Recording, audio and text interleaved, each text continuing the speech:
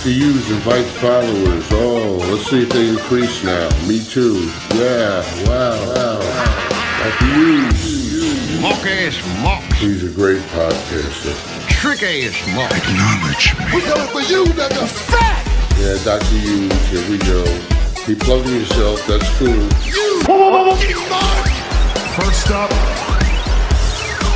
a man whose looks will serve your inner needs and desires. Dr. Hughes. Yes. Haven't been here since last Saturday, everybody, but I am back. This is usually the pro wrestling expert panel. The sleaze out with illness due to injury on the injured reserve list. Danny Damage also on the injured reserve list. Just had a baby.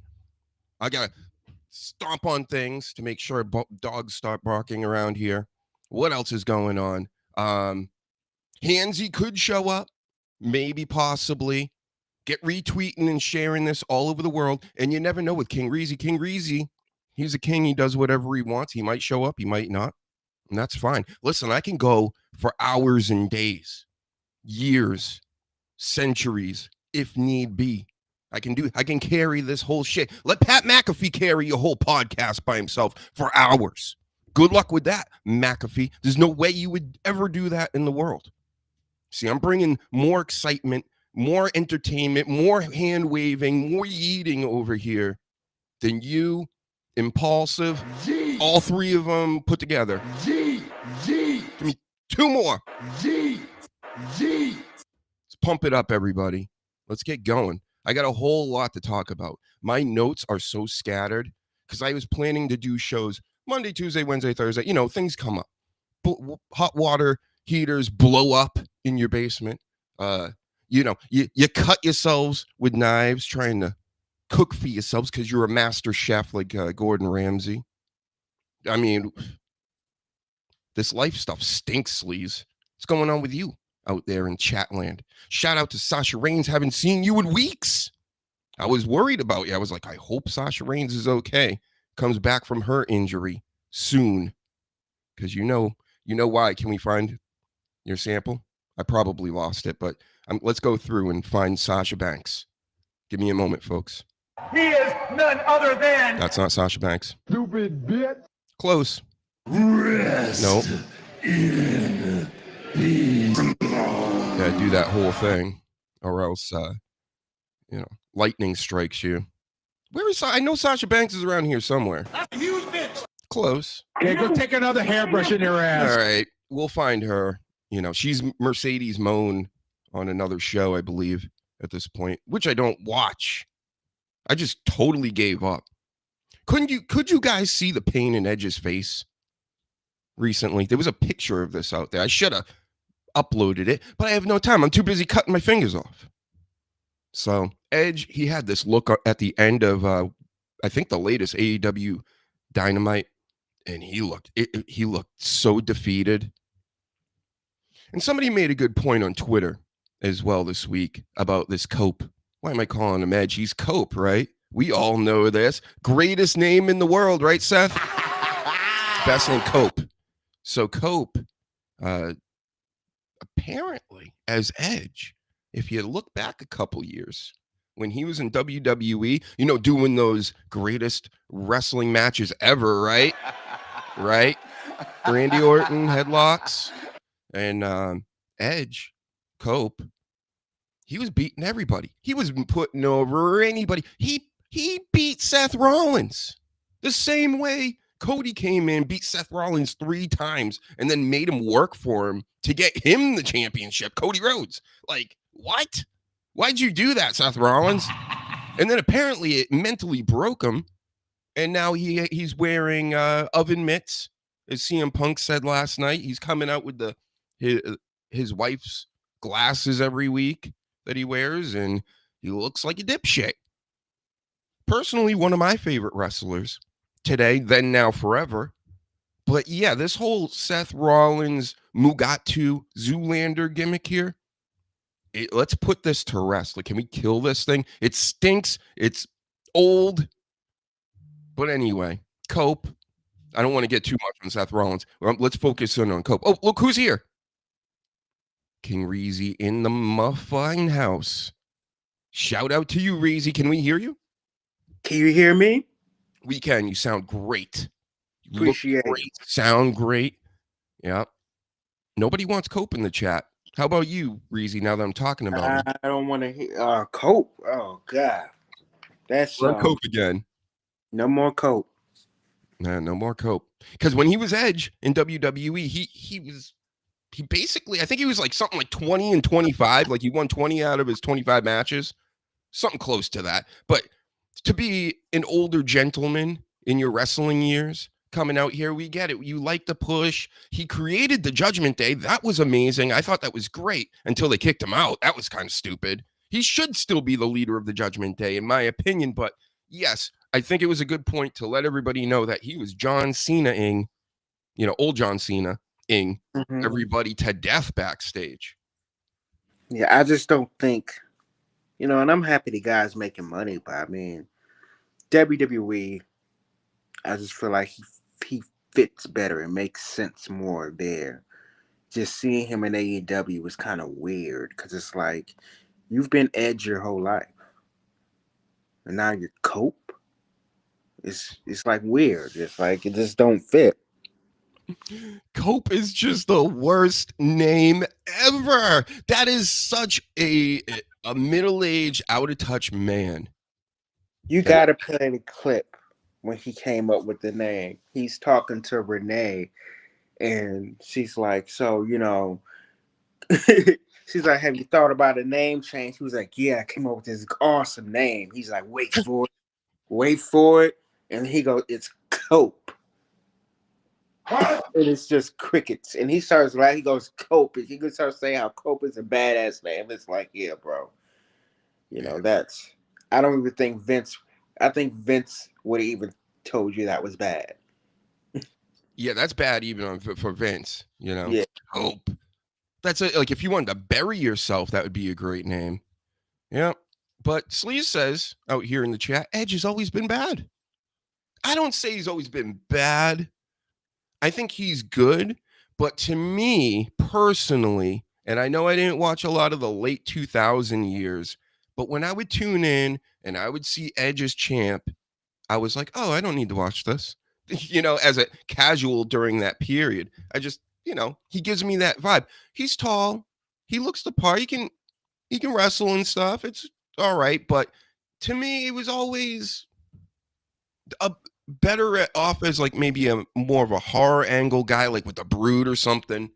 You know, how he showed up, but like more mysterious. Once he just became a rocker, he just reminded me of an 80s rocker. Yeah. I don't think Edge was bad. I just think his time has passed. And, you know, I think when he was in WWE, and I could be wrong, I just think he still wanted that push he once had. And they were kind of like, you know, you being the older talent, we want you to put people over more. And and a lot of the creative direction, I know a lot of the creative direction he didn't like. I think he could have sat it out. I think he would have been good if he stayed. I think we might have talked with you about this before, Hansy, but shout out to you, Hansy. Can we hear you? What's going on, man? Yes. Everything's working today. This is amazing. Hansy's in the building. How's it going, Hansy? I'm going good, man. How are you, man? I'm great, man. So I think Elimination Chamber is in your area. You thinking about going? Dude, have you checked? Okay, I normally go on the resale because the resale is normally cheaper, right? Mm-hmm. I mean, listen, I'm not like saying is WWE involved or whatever, but some of the, you could go check for yourself on some of the on StubHub. There's some prices for tickets that are $80,000. What? $80,000? I'm not saying all of them, but if you go on Ticketmaster, the most is like 3,000 or so, whatever, for like a floor seat, whatever, right? Okay. But but dude, it's like 100 level, and there's costing 78,000 or 80,000 on the resale.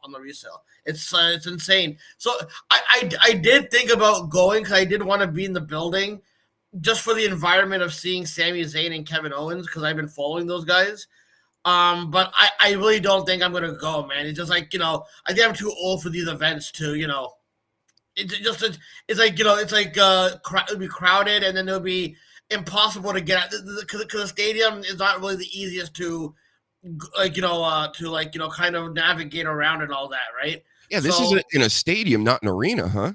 Normally they do Scotiabank arena like they did on SmackDown. Mm-hmm. This one's the Sky Dome where Hulk Hogan versus Ultimate Warrior was, and The Rock versus Hulk Hogan. That in that same building. It's called the Rogers Center now.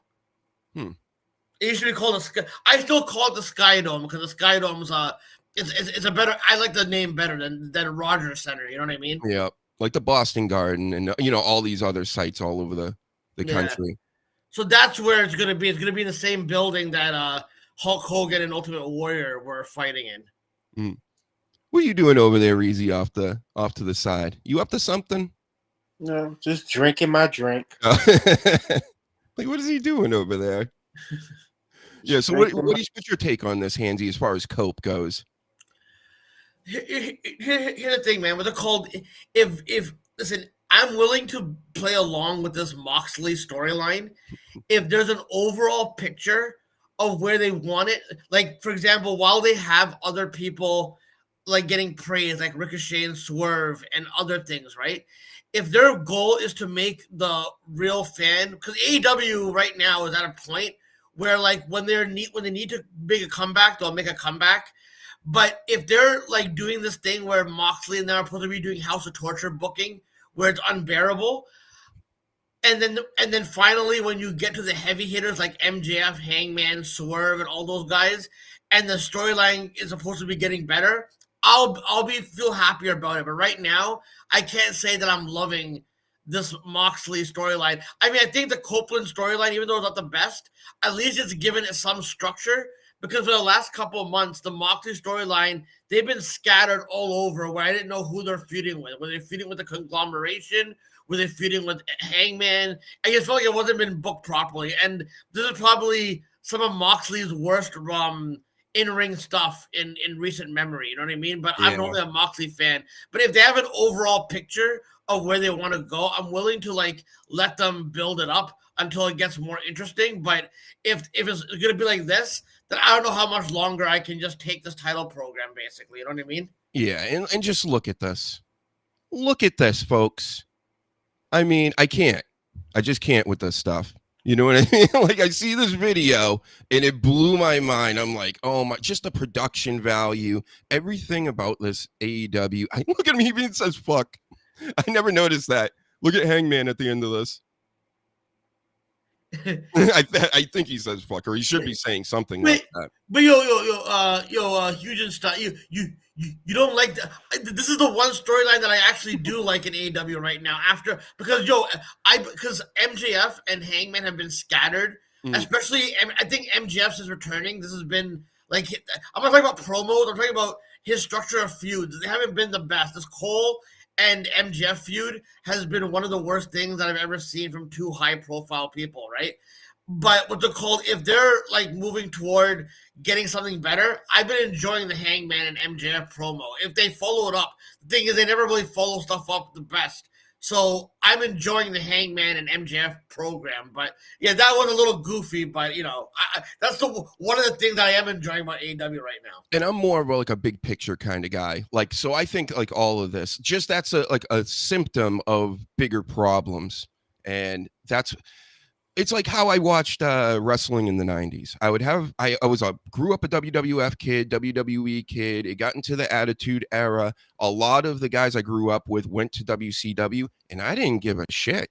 I was like, okay, whatever. Because when I watched WCW, the product looked cheaper.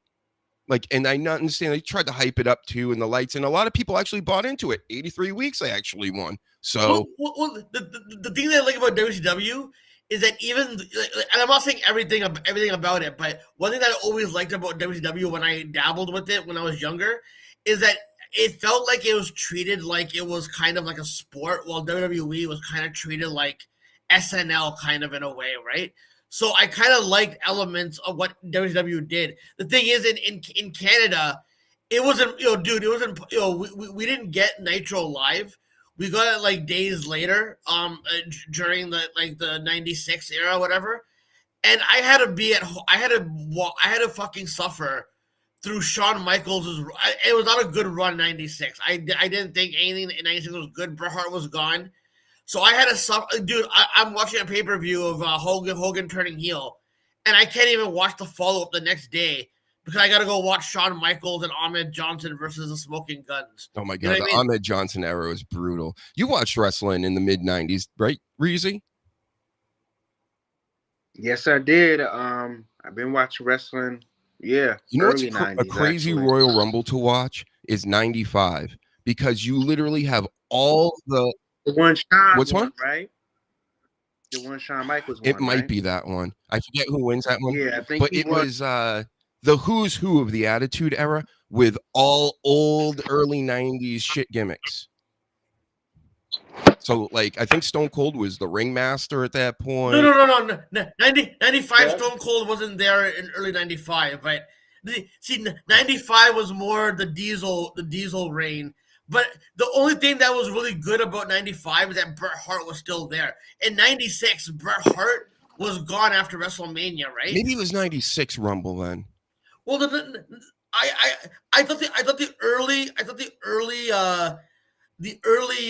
96, I felt like it was getting a little bit Attitude Era, like where like this is before I knew that Nash was leaving for WCW, and I just got on the internet then, right?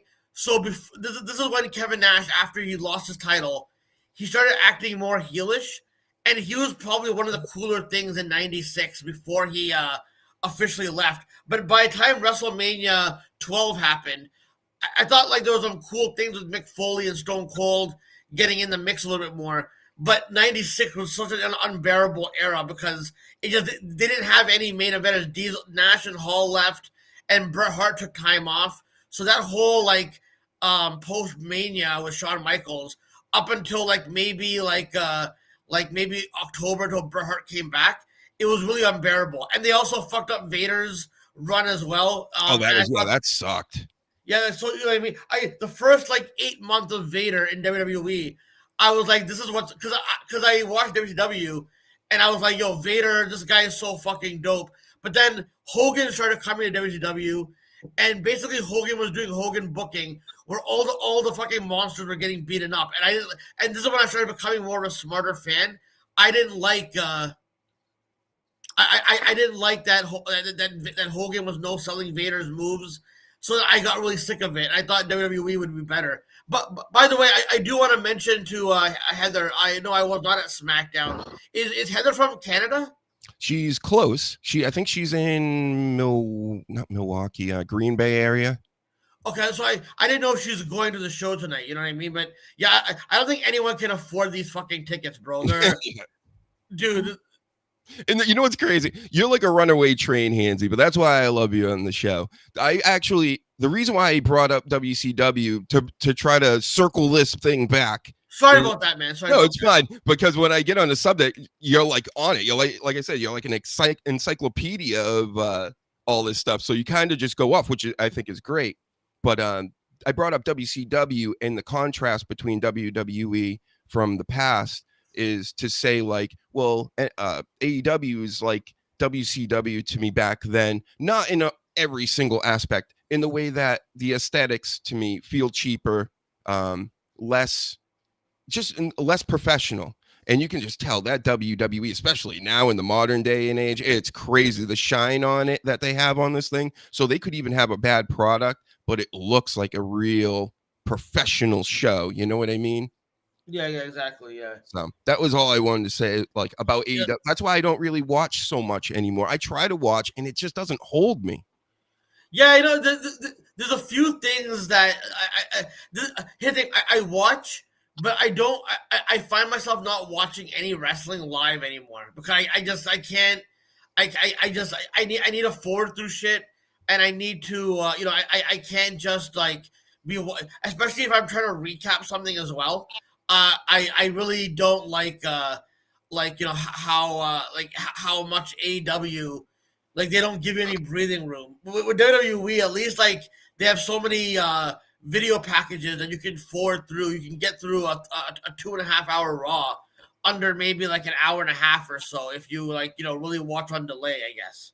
And there's just too much wrestling. I'm not watching 2.5 hours on Monday, 3 hours on Friday, another 2 on Wednesday, and then everything in between. And then we got more wrestling tonight with the Elimination Chamber, which we'll go through that towards the end.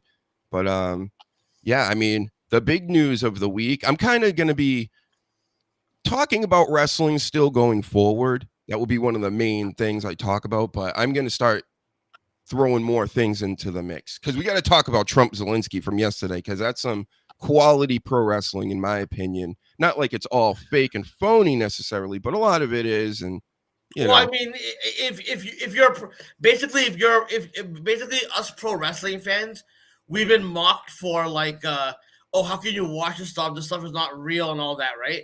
Now I'm looking at all you fucking political heads that watch politics and go, how can you guys not see that the billionaire owners are the ones that fucking book all this shit? While the presidents and the prime ministers are like the world champions.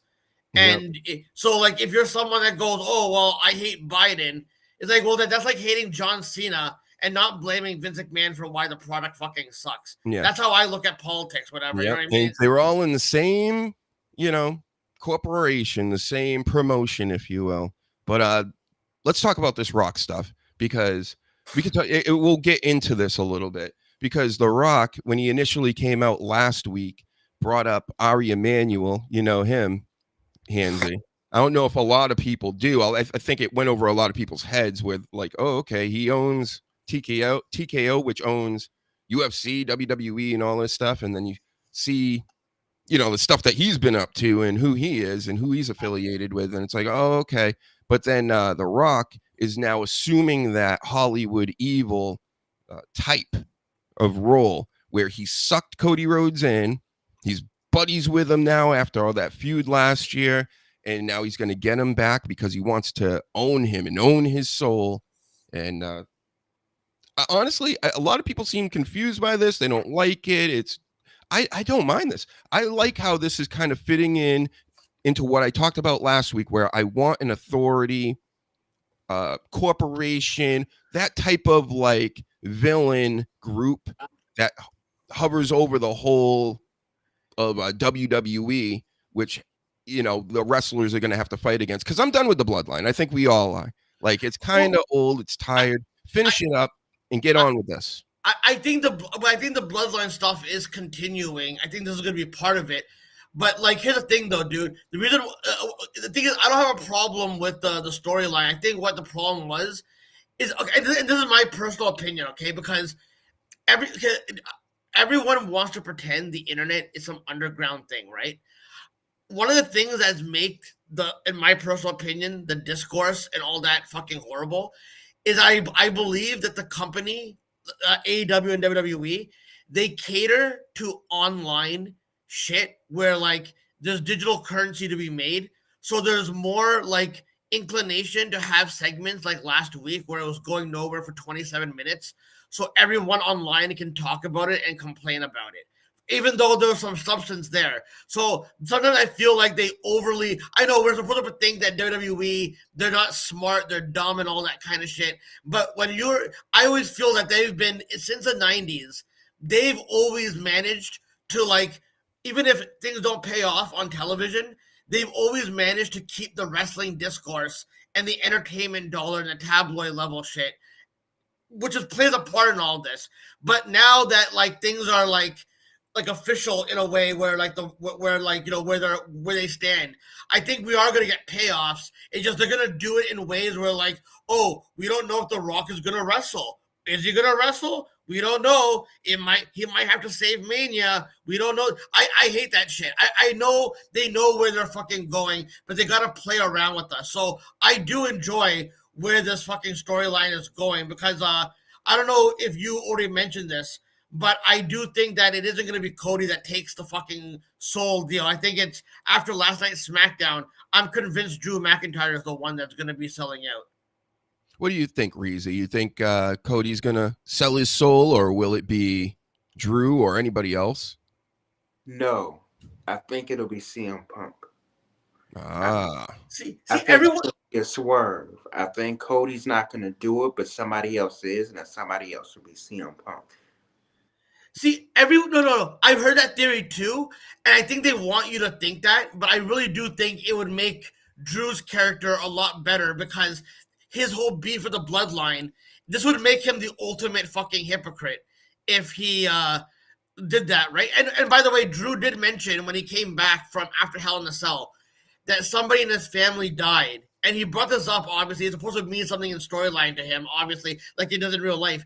But he mentioned that one person reached out to him when his family member died. He didn't tell who.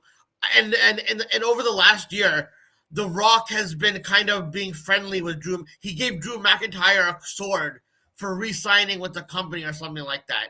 So part of me wonders if The Rock was the one that gave Drew the call to give condolences while everyone else kind of ignored him. But that Drew promo last night was fucking amazing. I that's what I wanted out of the.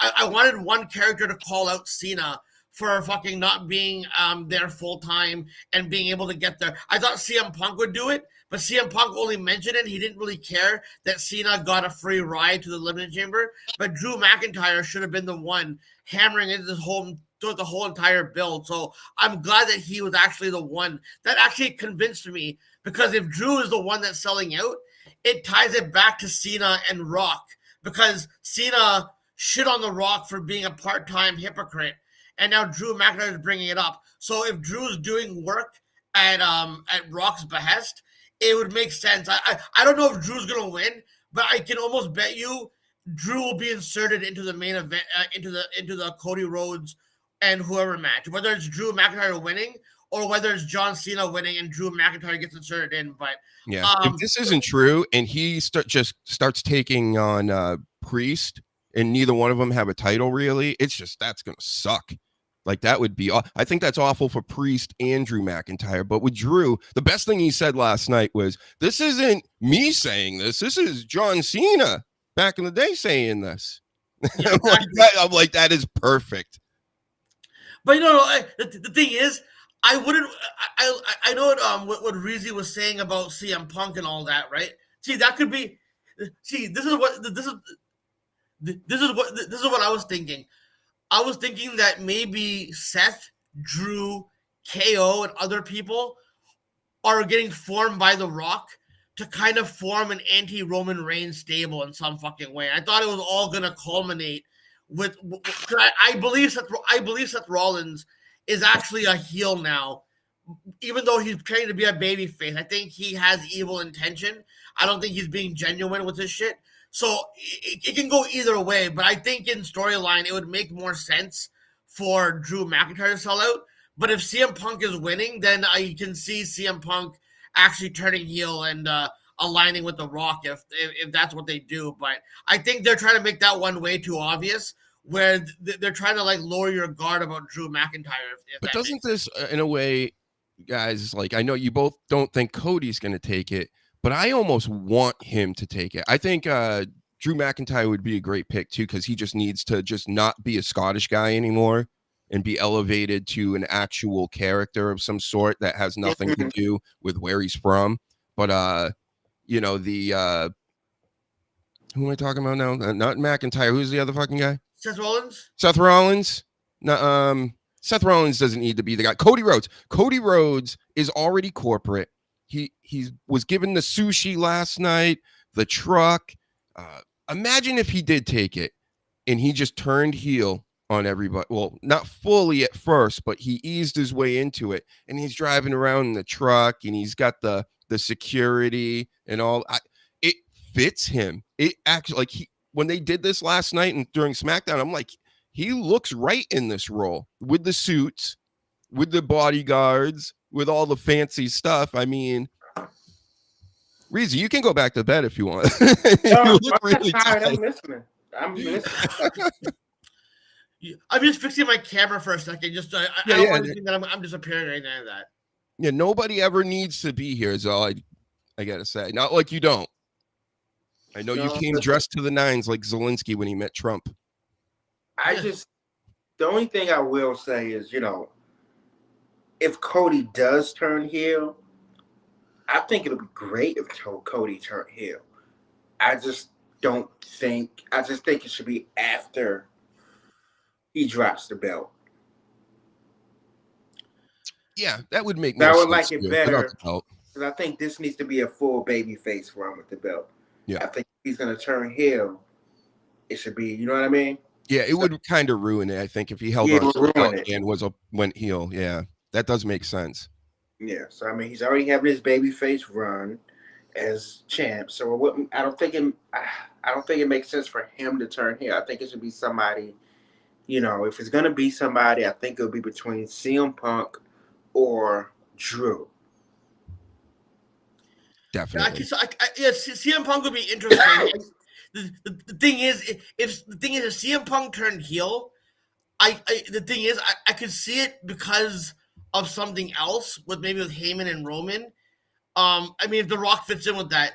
But the thing is, like, I wouldn't think CM Punk's character, even if he turns heel, would be someone that's beholden to The Rock. You know what I mean? Like that's what takes me out. Not that I don't want CM Punk as a heel. He did say he was Satan this week. Exactly. Yeah. You know what I mean? He did call.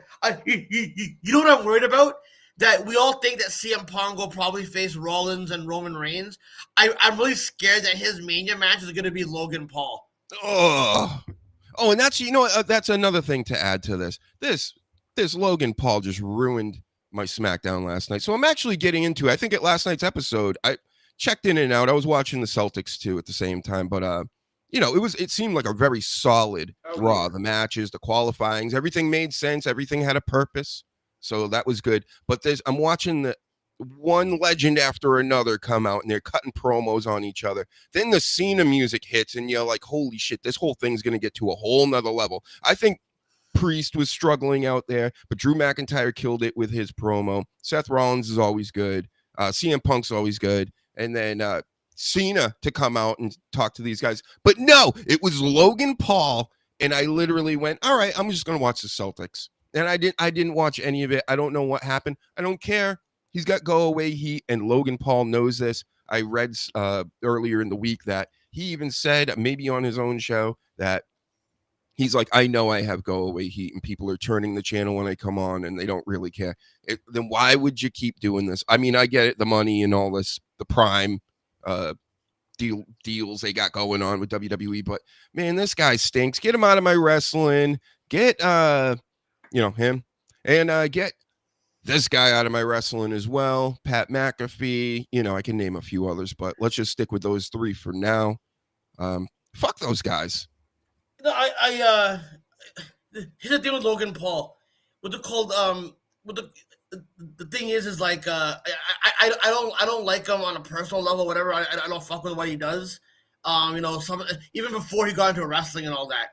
But the thing is, like nowadays, because of WWE, in my personal opinion, right, they are aligned with like the Trump administration, right? So all these right-wing influencer types are gonna be prominent. This is why people are shocked. Wait, so Logan Paul's right wing? Well, he kind of like, whenever you're smoozing with like the Paul brothers were at the White House on inauguration, right? But like no. So what I'm saying is, because WWE is aligned with that, like you're gonna see more of these right wing influencer kind of guys. Like, so a lot of these Twitch streamers are like the right wing influencers. Some of the regressive shit they fucking do is very Howard Stern like from like the early 90s, wherever, right? But they're doing it with like no charisma and all that kind of shit. So Logan Paul, like nowadays, WWE are looking for real heels, even though people don't think that, oh, that's good for, like they're doing record business, so they wouldn't give a shit, right? Just like how like with Tessa Blanchard, I predicted that these are real life fucking real stories that happen, right? But I feel like because the industry it's full of initiations, that Tessa Blanchard storyline, if you get a discourse storyline on the social media, that means eventually they're gonna use it for in-product stuff, like how it's like they're building a new attitude era. So with Tessa Blanchard being welcomed back into TNA and people calling her racist, people are gonna be like, does TNA not care about their perception? Dude, the wrestling industry is run by a bunch of fucking scumbags. They don't care if Tessa Blanchard is really fucking racist. They'll use it for fucking heat. That's what I'm gonna say. You're gonna see a resurgence of some of these canceled wrestlers like Velveteen Dream, Lars Sullivan, Jackson Riker. You're going to see them come back in the discourse in some fucking way, bro. That's what it was designed for with social. We're in a new era with social media and the new product now culminate. It's like they're taking all the stuff that was discourse in the 2010s and now they're capitalizing off of it, right? Like Roman Reigns had so much heat as a good guy for so long. Now it paid off dividends because they finally got a good heel run out of him, and it wouldn't have meant anything if all that heel heat he got as a good guy in the 2010s wasn't around. So that's why I think WWE is smarter than that. I'm not complimenting them. I'm just saying they know what they're fucking doing, and that's why you're seeing guys like this who are more problematic. You're seeing people from NXT online that are promoting right-wing figures, like Bailey was promoting Jordan Peterson on her Instagram. You're seeing that more and more, and it feels like it's done so that you get mad at the cog while it is what it is. Yeah, and listen, Hansy's not rambling. All right, this is, like I said, it's a runaway train. He kind of, I can follow it because my mind works in a similar fashion. But yeah, I mean, Handy, you should work on that though a little bit. If you harness and focus more on going into a subject. Yeah. I apologize. No, but back to that guy's comment, Enzo and Velveteen Dream. But no, so my point is, that, okay, so you guys gotta remember, okay, these celebrities, these politicians, even though they're showing you regular trials and regular scandals that regular people might go through, they deal with it on a different level where they're protected by the system. Where, oh look, their names were cleared. So that means so even if their names were cleared, it just means that they were part of the discourse storyline that they got from the tabloids. So what I'm saying, all these canceled wrestlers from the past are making their comebacks in a way. Like Enzo has been looking good in some of the stuff that he's been doing. I guarantee you he'll pop up in AEW eventually, and him and Bill will become a tag team again. He's been, and then they'll go on WWE, and then WWE will call me, and we'll finally do our Bachelor show produced by Dr. Huge on Netflix. Thank you. That's how we'll do this. Yes. Yeah, right. Reezy. But yeah, go ahead. Listen, I apologize for rambling to your audience. I understand you understand where I'm coming from, right? I understand your audience might not understand, but what we're trying to say is you got to look at celebrity stuff separate from what regular people go through. They present celebrity stuff like it's regular, you know what I mean? But but his name was cleared. But what I'm saying is he's not living by the same regular rule that we are. You know what I mean? What I'm saying is that whole thing was designed for a discourse storyline, basically. Like if WWE, listen, I'll give you this, Hansy. I totally agree with you that there are initiations going on and things like this, and it may not even.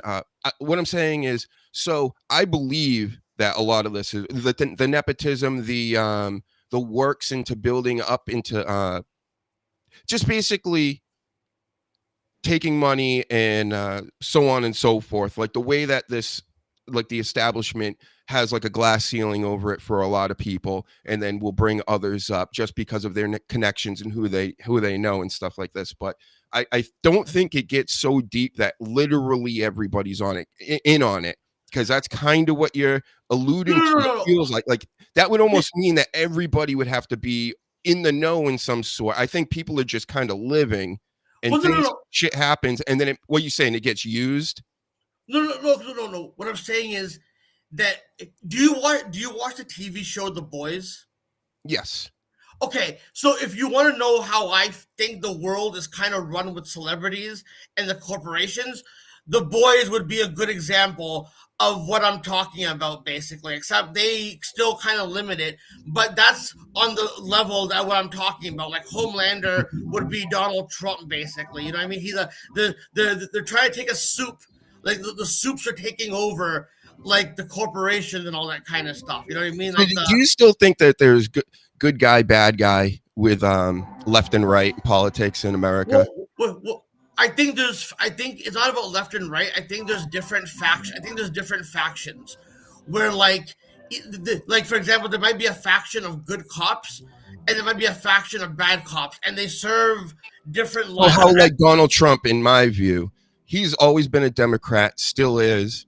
No, he's on the other side playing the role as, you know. But dude, see, some of these centrist Democrats, to me, bro, they are not really like they like, for example, if a centrist Democrat says, hey, don't be racist, don't be misogynistic, and then they're hypocrites, people are going to be pointing out, wow, you're a hypocrite. So they think that racism, misogyny, homophobia, transphobia, they think it's all culture war issues when there's systemic shit involved with it. The way it's presented, it's normally the reason why people get sick of it, because they present these issues when they're promoting movies, video games, television shows. It's like, oh, I'm going to argue about the color of... Yeah, but back to like square one, but like, how is that different than the left? Like, everybody does that.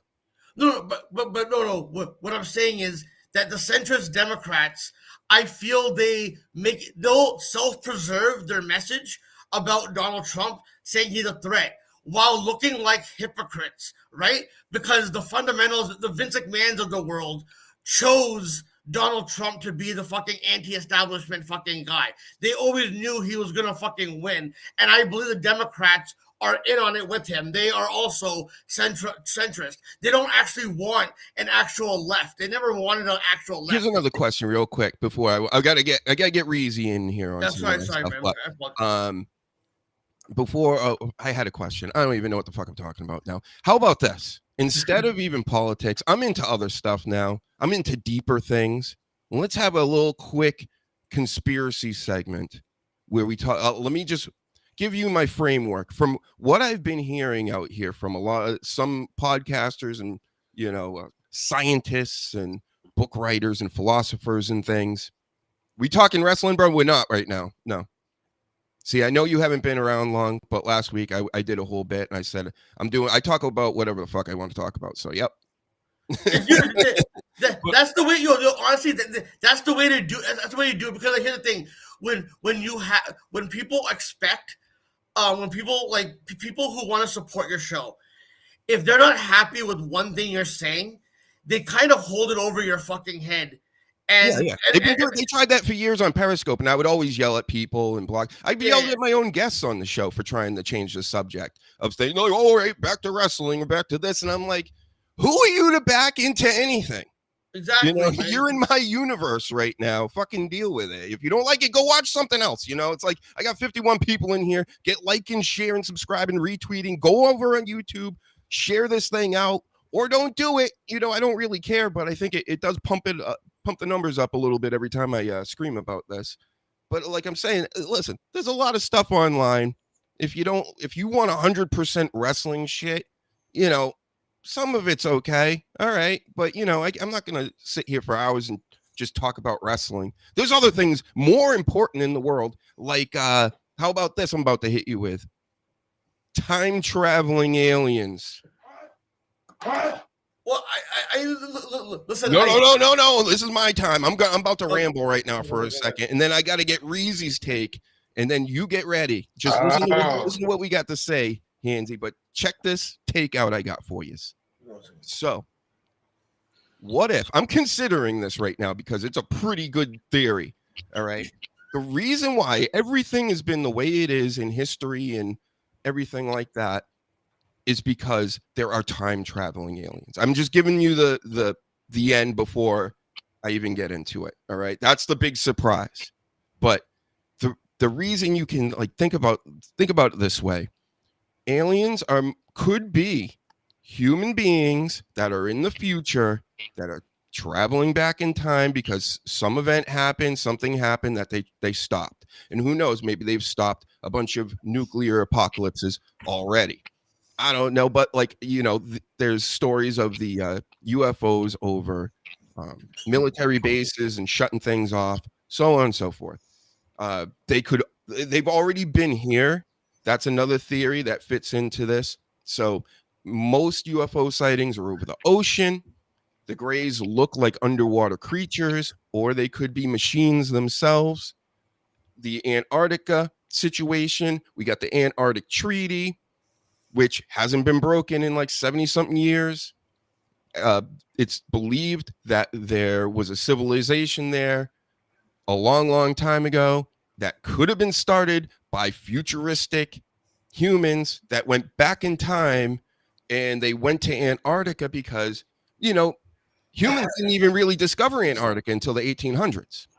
Nobody really even knew it was there. So they probably went back in time, went there, and created a base of a civilization. And then I'm telling you, the deeper you go into this shit, things start fitting together in the weirdest way. And then don't forget the newest information of Elon and Mars and how he's always talking about he wants to go to Mars. And then you find out that there was a science fiction book 70 years ago or so, where it talks about a guy that runs Mars named Elon. What are the odds of that? And then the Barron Trump book from the 1800s. Just go look into that if you've heard of some of this stuff. But these could just be clues of people going back in time and just leaving little hints, but trying not to fuck up the timeline. But now we're on a different timeline. This shit, it's crazy. I know it sounds very nuts, but you know what? Anything is possible at this point. If we're just spinning on a rock here, flying around a ball of flames, and we're just going to assume we know everything about the galaxy and we don't even know anything about the ocean. So that's my case to you. Just in a nutshell, because I could go for hours on this, but what do you think about that, Reezy? Is there any possibility in your mind that's actually what is happening, and these human futuristic alien beings are trying to nudge us in the right direction? That could be very possible. That could be very possible.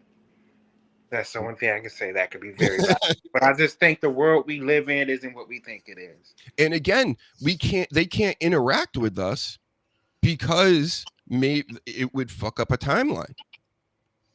Do you know what I'm saying? So Yeah. it's like that's why they can be seen as like, oh, what's these lights in the sky, and that's it. Yeah. I mean, like I said, I believe time travel is real. So I mean, it's very possible. Mm-hmm. And you know what? The other thing that makes me think about this is there's some kind of paradoxal theory or some kind of, there's a name for it anyway, but where if we get so technologically advanced with AI, which most likely will be the case, they've been talking about the singularity lately and Elon Musk and all this stuff. If the machines actually get that smart, like in the Avengers, what if like aliens actually show up? Because now this little anthill now has capabilities to maybe sting some of them. You know what I'm saying? And that was the whole thing with Avengers. That's why they showed up, is because Tony Stark and everybody was getting super powered, and they're like, holy shit, there's all these super powered beings down here. We got to get rid of them. Yeah. I mean, it's tough. It's real tough because I do believe aliens are real. But I think there's been different breeds and different types of aliens. You hear what I'm saying? Reptilians. Yeah, you can say that too. There's But some creepy stories though out there, man. I think aliens has been here. I just think that humanity is just too dumb. I just don't think they want too much from us. And how about this little tidbit? And then I'll pass it to Hansy, get his takes on all this. But remember when the New Jersey stuff was going on a couple months ago, and they were all seeing UFOs and drones and this online? It was orbs and UFOs, but on TV they were just like, nope, it's just a plane, like a drone plane flying really low. And I found that fishy. But the politicians that were going into these meetings, some of them were saying that people were shaking at some of the things that they were showing them. Not necessarily the New Jersey drone meetings, but the disclosure meetings, because what they were being told is like, imagine you go into a meeting and they're like, yeah, there are monsters, quite literally, like monsters that are smarter and better than people, and they kind of have a stranglehold on things, but we can't tell anybody about it or they'll like eat us. Like, because they were saying they were shaking, some of them. So if you want to believe that, I don't necessarily believe that, but hey, that's how that would work. If you showed something that was legit in a government facility to somebody, and then they started shaking and freaking out, they believe it. I think there's layers to all this. Anybody could. I think if we were invaded by some type of aliens, I don't think humanity would even know how to fight back or what to do, because I would think they'll be more advanced than us anyways. Mm-hmm. I mean, I think we'll get our asses kicked. So I mean, but in total, Hansy, I think that's a piece of what's going on, and that's why when you get more initiated, the higher you go, the deeper you go, and usually it's family members, that get to the pinnacle of these things, the people that are actually controlling and running the world. That I think that's kind of when you hit the bottom of the rabbit hole, that you might learn some stuff that like could blow your mind, and that would be it. Not like Xenu and Scientology stuff, but actual real knowledge that maybe was in the libraries of Alexandria or something else. Who knows? Well, you want my take? Sure. Just what do you think? You could just say it's nonsense. No, I don't think it's nonsense. If there's aliens, I feel like people think that aliens haven't fucking shown up yet, and I always believe that like all the stuff that is happening like currently in like the viral moments with the drones, I feel like that's all kind of marketing, but I do believe that aliens have already been here. I just think that people will assume that the aliens look like green creatures, and I do believe they kind of blend in. If you're gonna ask me what celebrity I would think is an alien, it's the guys with no nostrils, the Bill Maher. Like Bill, if you told me Bill Maher was a fucking, if Bill Maher was an alien, I would fucking believe it. So like, people who look fucking extremely fucking weird are probably people who are like, you know, kind of alien like, whatever. But I do think time travel does exist to some extent. I actually think that like maybe multiverses fucking exist. I don't do. Are you a huge guy that analyzes your dreams? Because in the dream world, there's stuff that's going on where maybe because I have sleep apnea and I have a machine where I can now take in all the dreams with all like because when you have sleep apnea and you have a machine, all the air is going in. So now you have no choice but and I feel like our dreams are a test for us in the real world while there's something going on in the fucking spiritual world, in the dream world, whatever, right?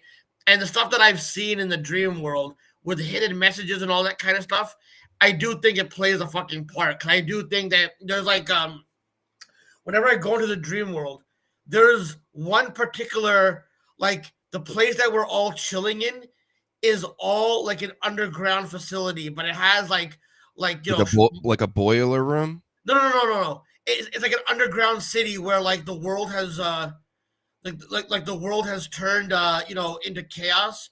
So we have different underground cities where like there's actual shopping mall and actual like little like mini arenas and all that kind of stuff.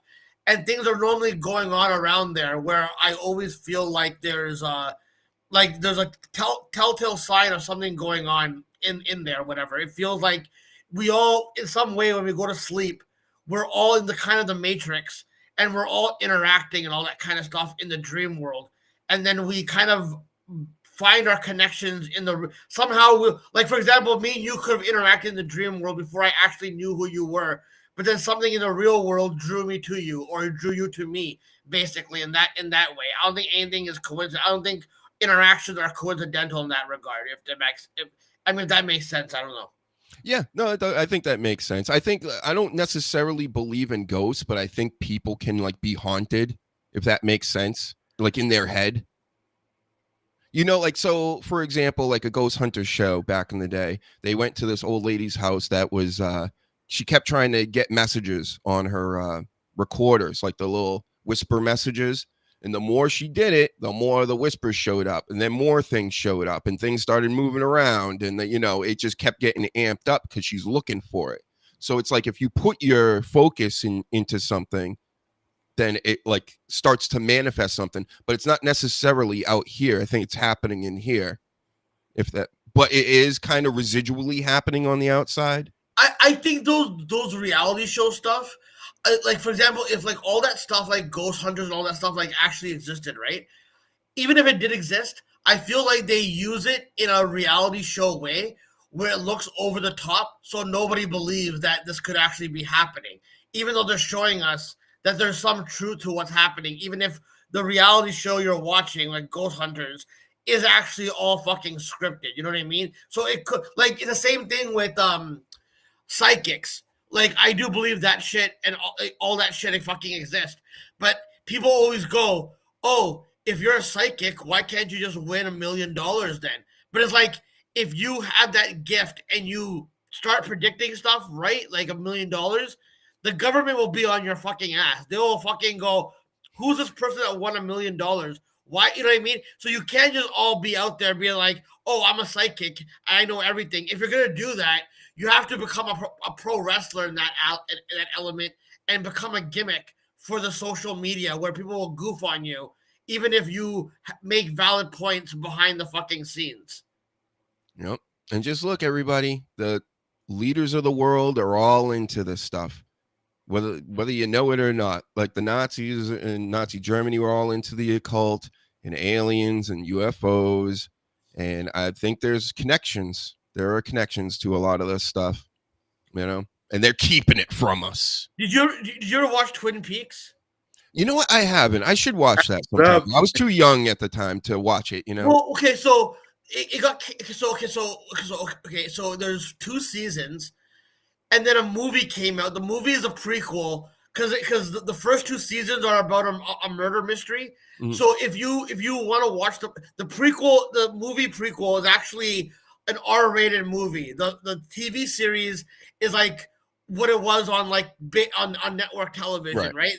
But like then a third season came out in 2017, and that one was on Showtime, and that was like an R-rated one, Mhm. and that basically shows you some elements of time travel. So that's how I kind of think the world is run as well with the Twin Peaks shit. But Yeah.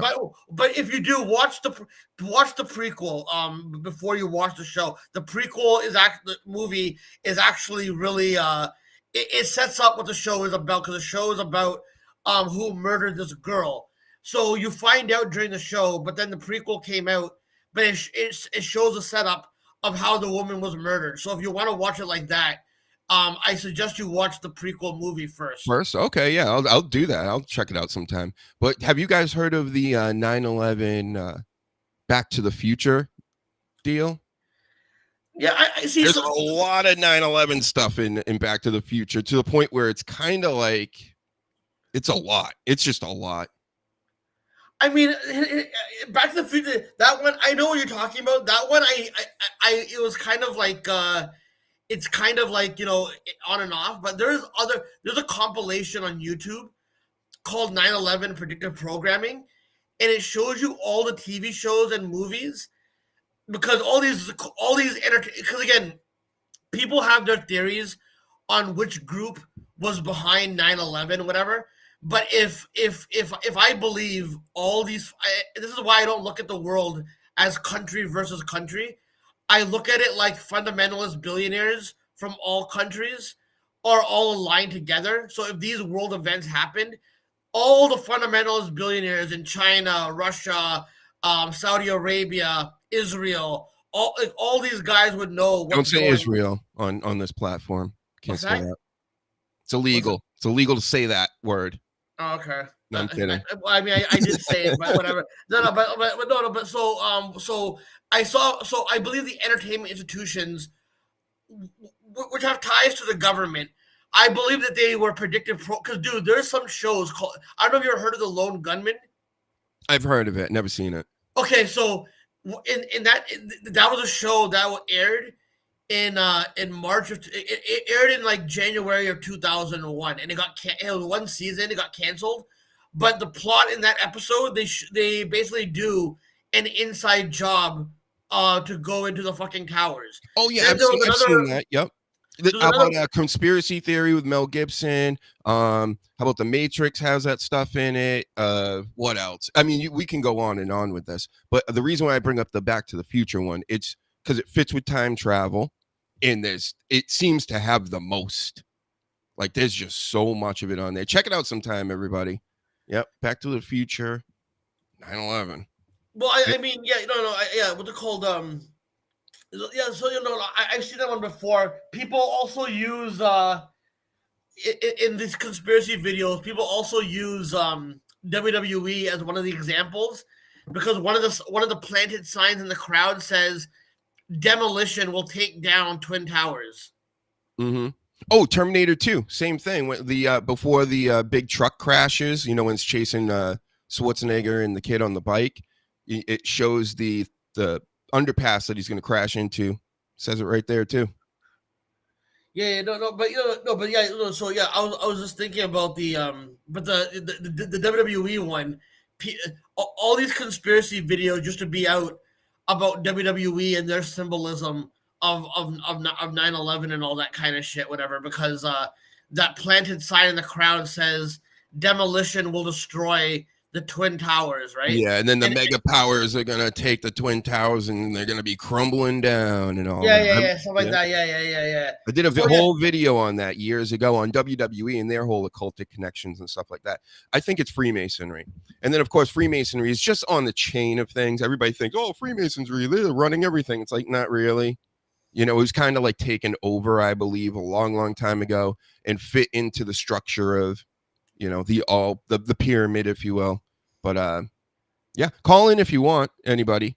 We'll talk Don- about anything. I got more wrestling takes. I got all kinds of takes. Like I said, I got all kinds of stuff here. But let's see. Give the conspiracies a rest for a minute. We'll always get back to it. Like I said, I think it's a little more fun talking about interdimensional demons possibly popping up that are like reptilian and have metallic voices. Well, dude, back when I was like forcing my back when I didn't want to believe in anything, and I was trying to be an atheist, and I guess I didn't have any. You trying? Well, because I was, the thing is, I just didn't like the whole religion thing, whatever. So I convinced myself that nothing exists, and I felt because I went to that mentality, I wasn't protected mentally or spiritually. Because one time in 2005, bro, I never really talked about this too much because I didn't want to talk about it because it seems I don't know how to explain it, but me and my friends went to the top of my street to go and smoke a session and whatever, right? This is recently, or is this years ago? 2005. And when it was turning 2006, and before, and keep in mind, I didn't smoke the whole fucking day. Before I even took a toke, I saw a demon fly right into me, and all of a sudden, I just rapidly ran. I rapidly went backwards and forwards really quickly, and people looked at me like, "What the fuck is going on?" And I couldn't explain it. They just thought that I just smoked myself stupid, but I wasn't really even fucking stoned at that time, and I never really went about it to explain it because I thought, oh, demons and all that kind of stuff, that doesn't really exist. But I think if you truly don't believe in anything and you let yourself unprotected, you can have those kind of demons fucking invade you, bro. Mm-hmm. Was it Edge? Yeah, it was Edge. No, there's something to it, I'm sure.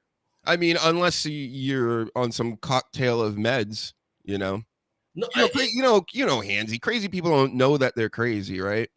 But I mean, I know I'm not the most mentally fucking stable person, but that felt way too fucking real for me, bro. Yeah. Have you ever hallucinated ever in your life? Be honest, like Howard Stern would say. No. I mean, what's it called? If I took shrooms and all that kind of stuff, yeah. But no.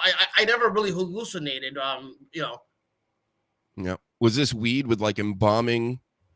No, but no, dude. The thing was, I didn't smoke that entire day. Before I even put the joint in my mouth, the demon fucking. It was before I even. What did it look like? What? Did it have a look?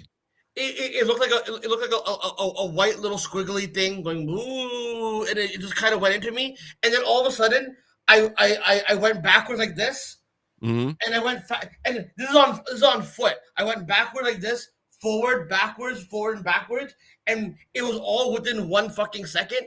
And my friends all looked like, "What the fuck just happened to this guy?" Mm-hmm. And I just go, I just go, okay, I guess I'm like really stoned from this one hit. I guess. No mushrooms in it. No. Shit. Yeah. I don't know what to tell you about that one. Listen. Yeah, I've never seen any ghosts. Nothing spooky has ever happened in my life. I've been around the block a few times.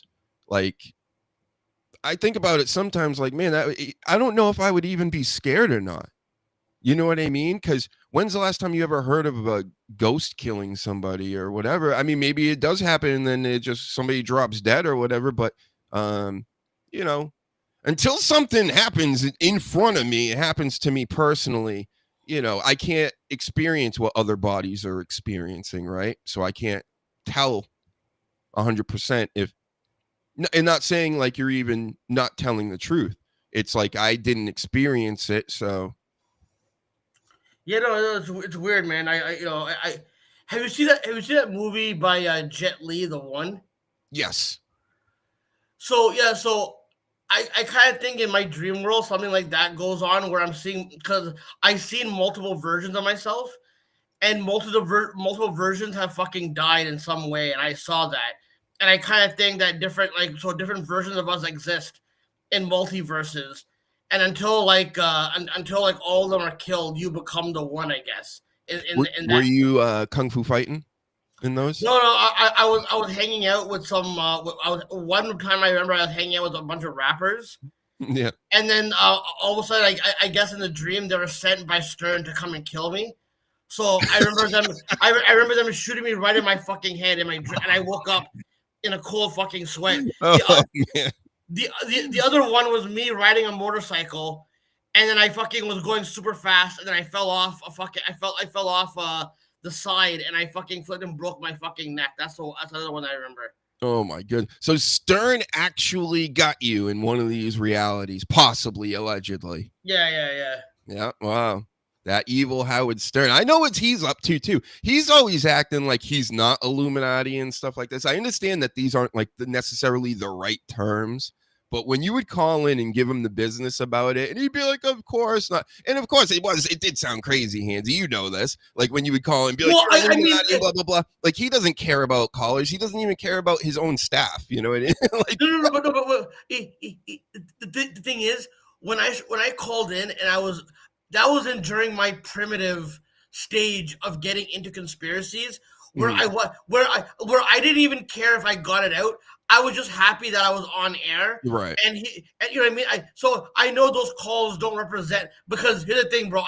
Now I'm at the point where I do believe conspiracies have also been co-opted and marketed as well on the very far right wing. Like guys like Alex Jones, who used to be a little bit truth telling, but then they become they're allowed to do this because they're permitted to exist. Like, how does this guy go into a Bohemian Grove and live to tell about what's going? By the way, you're into conspiracies. Have you seen the compilations online of people thinking that Alex Jones was previously Bill Hicks? Absolutely. I brought this up a couple weeks ago to Danny in the UK. He couldn't believe it. I'm like, yeah, that is a conspiracy. Yeah, see, it's a good one too. Yeah, but dude, as I'm trying to say, that these celebrities, bro, they can make it's like The Boys. You can basically make, like, for example, okay, this is how I think the world operates. Okay, if I think the world it's like a mafia world, and people are sex workers, henchmen, like fixers, all that. And then they become public figures, and then their backstory becomes, oh, look, did you know that he could possibly be doing this, and he was that back in the day? And it's like, that's supposed to be out there, but we pretend to hide it. Like, for example, when they say Obama is not really from the US, right?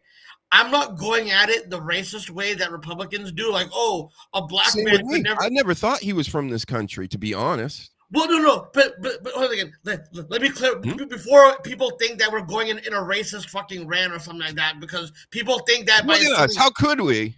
But what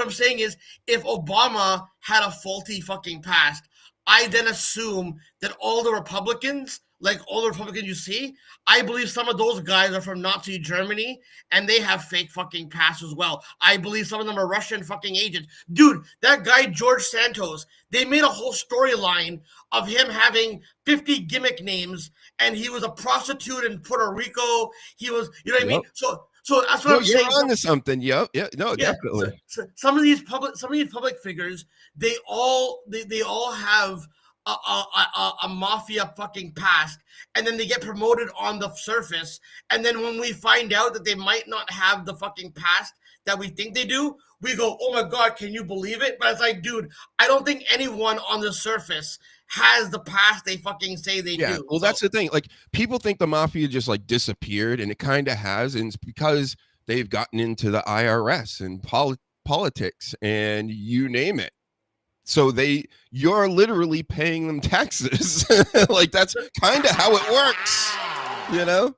Yeah. So that's the way I kind of see the world. By the way, you know what? The one dream that made me think that there was something fucked up going on, because I never used to question dreams at all. I used to be like, one of me in a hot tub.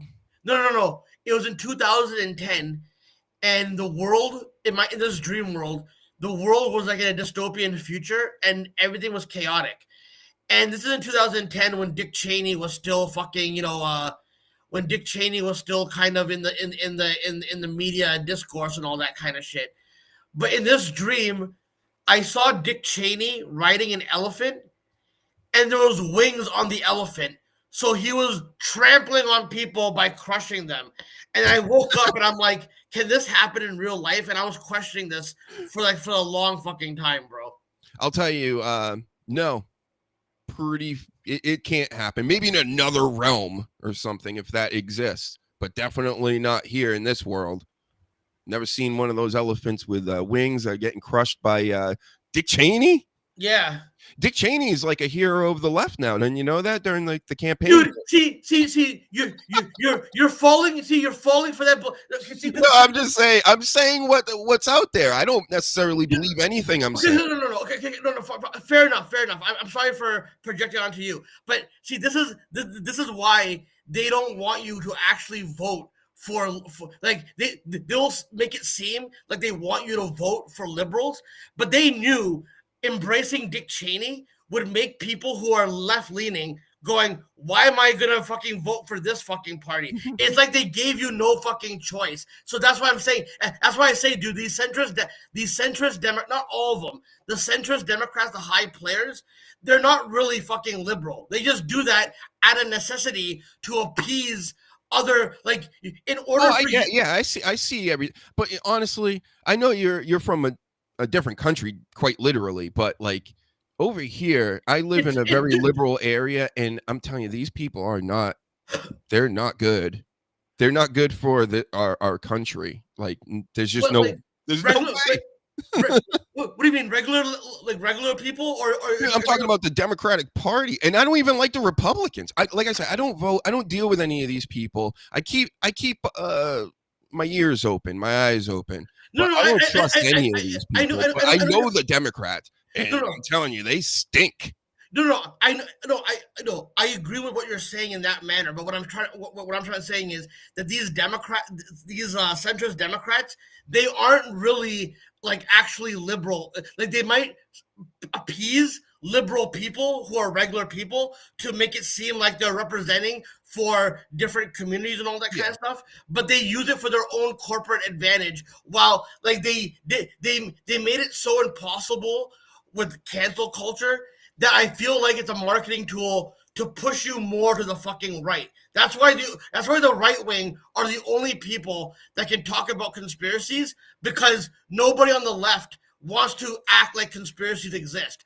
And that's how the right wing fucking wins the narrative, because people are conspiratorial by nature. They don't trust the world that they're fucking in. But because the right wing are the only ones that are embracing conspiracy, even though they project, like, they want the Epstein files released, and they don't believe that Trump would be on the fucking file. A guy that had teen Miss USA pageants. That's not fishy, right? I'm sure everybody would be up my ass if I had a whole bunch of money and I was running teen USA pageants.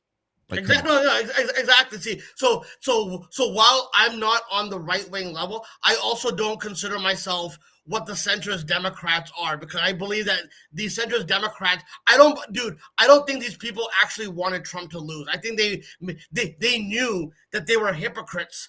Because if you point out that Donald Trump is causing all these fucking wars or doing fucked up shit, everyone can always go, well, under Obama, you did this. Under Bill Clinton, you did this. It becomes a game of naming people hypocrisies while they kind of are ringing down. And as a wrestling fan, if you're a wrestling fan, you guys should recognize this, because I see how they market the anti-establishment fucking guy. You know what I mean? Like, I'm waiting for Netanyahu and Donald Trump to be shaking hands like Vince McMahon and Stone Cold Steve Austin at WrestleMania 17.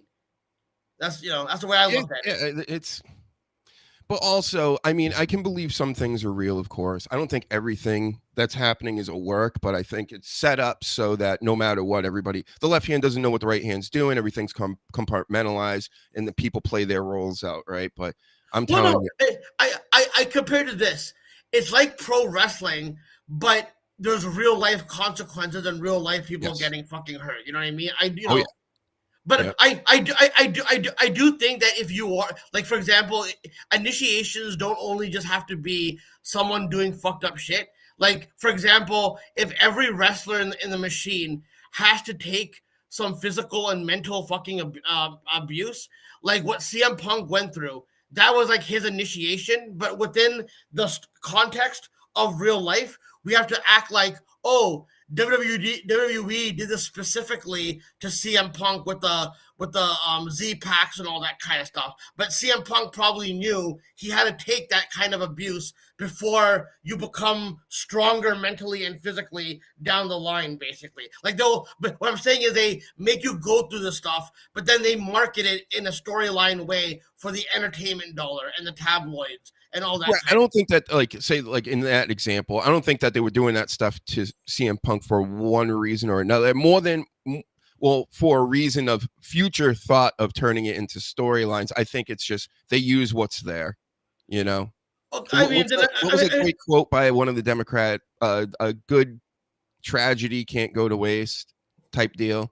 Like, I think that's how they look at all this. But no, like, okay, here's an example. If I believe that, like, okay, WWE's already, like, you know, been exposed for sex trafficking and all that, right?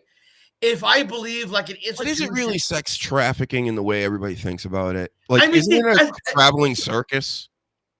No, but that's my point, though. It makes it seem like it wasn't that. It I don't know. The details are horrible, but even that has become, like, for example, you think the wrestlers would be on with that, though? Like, I think a lot of them would be. Well, I mean, maybe the old school wrestlers, but these new ones or anything in the past 20 years, I don't think any of them would be with it.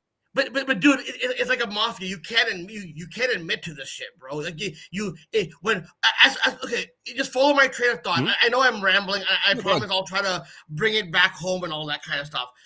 If I believe that these institutions, right, they started off doing like whatever Vince McMahon was doing in the 80s.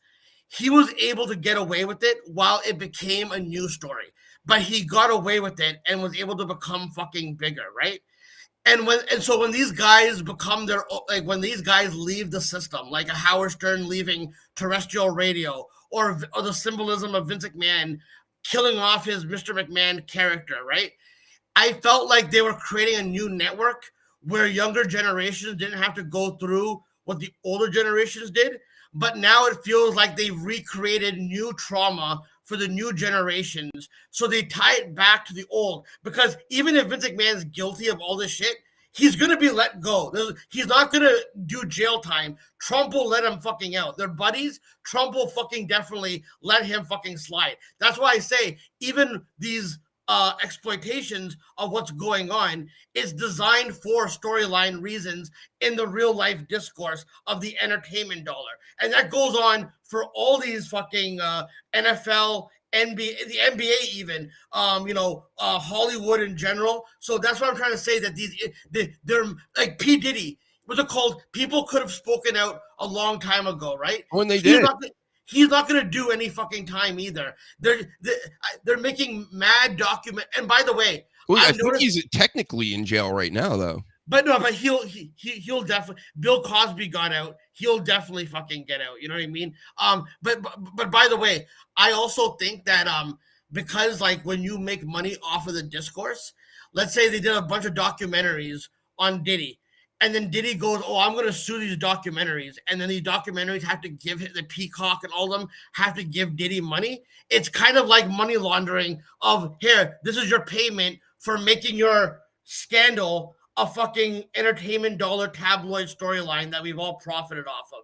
So that's what I'm trying to say, is that these things are fucking real, but they market they like, for example, if the stuff, like right now, the stuff that I've been through mentally that I can't prove because no one gives a shit about what I've been through, right? When it comes time for Howard Stern to possibly be exposed, I know that I'm getting the fucking call from tabloids to ask me, oh, what did your experience go through with them? Because they'll market. So what I went through is real. It's not convenient to acknowledge right now. When they make a Netflix documentary about what I've been through, then people are going to fucking start believing it, even if it has to be limited. So that's why I look at The View a little bit differently than everyone else. I'm not saying that I'm right, and I'm sorry for rambling on. No, but I think you're onto something, but I think there's too much tied in.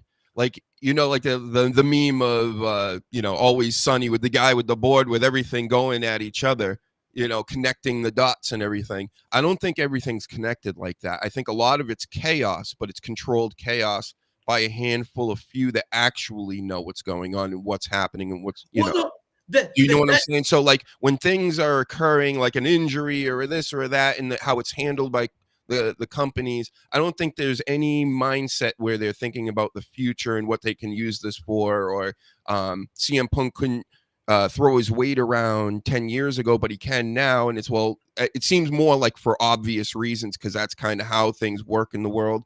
The more you're around, the more money you can make for a company, the more they're going to allow you to be free of their foot on your neck, so to speak.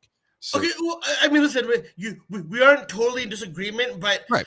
I do disagree with the overall theme of what you're saying, like you said with Howard Stern, because I think there's a lot of smoke there, and where there's smoke, there's fire, and people I just don't think they catch on. And it's like people aren't just given $500 million deals. It doesn't work like that. No. I understand what you're saying. Oh, what I'm saying is that even if you're a small cog and a handful of people fucking know, you'll eventually get brought in after they already decided themselves that they're gonna pick you to traumatize. And I do think, dude, see, you're kind of like in some way you're kind of like undercutting it, that they don't look at the overall fucking. If you think time travel exists, then these guys would definitely fucking know that what you can make. Well, these guys, I don't think anybody in this realm, especially pro wrestling or even corporate realm, I think there are levels to this, and I think the time travel level, if even real, it's up there with the aliens. It's up there with the AI, like super gods that they're literally trying to create. So I think that's where it ties in, but I think that's way above my pay grade, and even like a Elon Musk. That's why he's out there going, well, this could happen, that could, we don't know, because he may have a ton of money and be technically like a tech oligarch, but I don't think he's not the end of the line, because the end of the line would never be on TV. Yeah, no. Yeah, he's definitely he's not the end of the line, but he's the thing is that people don't see this is the problem with how people didn't take from the beginning. I said from the beginning that people are dumbing down the mega people all the fucking time. They're dumbing them down, and people think because these guys act incompetent, like it isn't designed to be incompetent. Like if the fundamentalist billionaires control shit and they've been going in a direction where fascism is supposed to take over, they used fucking sports entertainment comedy with Trump being a dumbed down fucking guy to get you there. So you don't think that these guys know what they're fucking doing. I think that is also why people don't think that these guys think on another level. Because if the plan is to fucking destruct everything, then these guys know exactly what they're fucking doing. The media has been painting out Trump to be the Antichrist for literally like 30 years. But they do that because they know that they're discredited. They knew in the 2010s, there was a rise of alt media that made their whole personalities, well, you won't see this on mainstream media. You won't see this. And mainstream media knows that they're fucking hypocrites. So they know that putting it out there, because dude, in the future, you look back at the history books, people in the future are going to be like, wow, the mainstream media actually did point Trump out being a monster and is going to be Adolf Hitler. How come people didn't see it coming? Because when they were doing it, they're not credible to a lot of us. Although after the war on terror, a lot of people were disillusioned by mainstream US media, that we didn't want to trust anything that they fucking said. That's why people don't fucking seem to care that Putin is just as fucking bad. Because if the US is telling you, hey, that foreign leader is a bad fucking person, you're going to be like, well, who are you to talk? You guys have done horrible things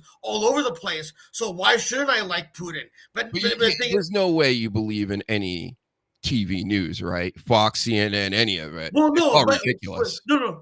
But what I'm saying is they will self-preserve certain truths, while right now they're at their most at the lowest of being credible to people. They're not credible to people, so they can actually do an overall truth. Right. But the alt media is also fucking funded by fucking billionaires and all that. But people don't think that because it's on the internet, and people don't think the internet is people think the internet is where all the truth is, and that's. I'm not saying the mainstream media is. You got to dig to find it on the internet, but there's 100% zero on TV. Like that's been taken over long ago. That's why anything that comes from TV, it's what they want you to think. That's why they tell you anything. But dude, all I see about mainstream media are all internet narratives. Like when people go, "Oh, the mainstream media is not covering this," then dude, why are you showing me a mainstream media outlet covering the fucking news? I'm not saying trust the mainstream media. All I'm saying is people don't think that billionaires have been funding counter narratives that are just as limited online. They make it seem like 100%. You know. Yeah. But like I said, when you're online, you got to dig, and then you got to use a lot of discernment, you know, and not get caught in traps and cults. Basically, that's my biggest enemy in all of the world. Are that cult mentality. And everything with every faction has a fucking cult. Whether it's a celebrity, whether it's a religion, whether it's like that's what I'm saying, man. They've turned like, dude. This is why people don't take quote unquote wokeness seriously, because in the 2010s, all they were using it for was to basically go to basically do product placement for movies and television. We only discussed wokeness. Oh, is this character too woke? Is it too regressive? And then people don't want to fucking tune in because or don't really want to give a shit because they think it's all fucking forced. They made these issues seem like they're not important systemically because we promote. Oh my God, can this video streamer, can this video game streamer, is he gonna be okay because he can't handle that Laura Croft's fucking skin tone is a little bit fucking darker than the original one. The funny thing about wokeness, I remember it first coming around literally 2008. I was hip. I was keeping my eyes on everything ever since like 2004, really. And the thing that woke me up was 9/11.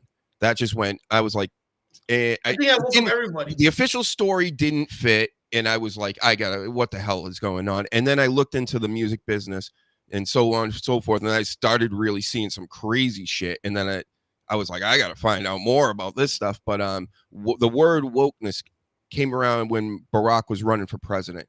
And I thought it was funny because it was such a conspiracy term in the early 2000s to always be like, wake up, you know, like that Rage Against the Machine song. Wake up. What the hell? Why can't anybody see this? You know what I mean? And I think it was a play off of that. It's like, I'm woke. I'm awake. I see the problem, you know what I mean? And then, like it went into the teens. It got co-opted by a bunch of different groups, and it literally got taken from the conspiracy realm before that, called woke, and then put onto everything that was gay and BLM like and all that stuff, and that became what was woke. Not like you're aware that. Well, no. See, being aware of systemic issues that involving Black people, brown people, gay people, you know, wherever you're from. There's nothing wrong with that. They limited the conversation to make it seem like, oh my God, that guy, that character in the movie that you liked, he was a problematic guy. Let's cancel that movie. So when you're a regular normie that's seeing these topics being discussed, and they're being discussed in like, oh, you better not watch Fight Club anymore because that was whatever, right? People are not going to care about these issues. So I don't think the actual Black Lives Matter, LGBTQ and all that, I don't think like those at their core are bad things to be aware about of like the oppression and all that kind of stuff. I just think in the 2010s, it got co-opted with a billion.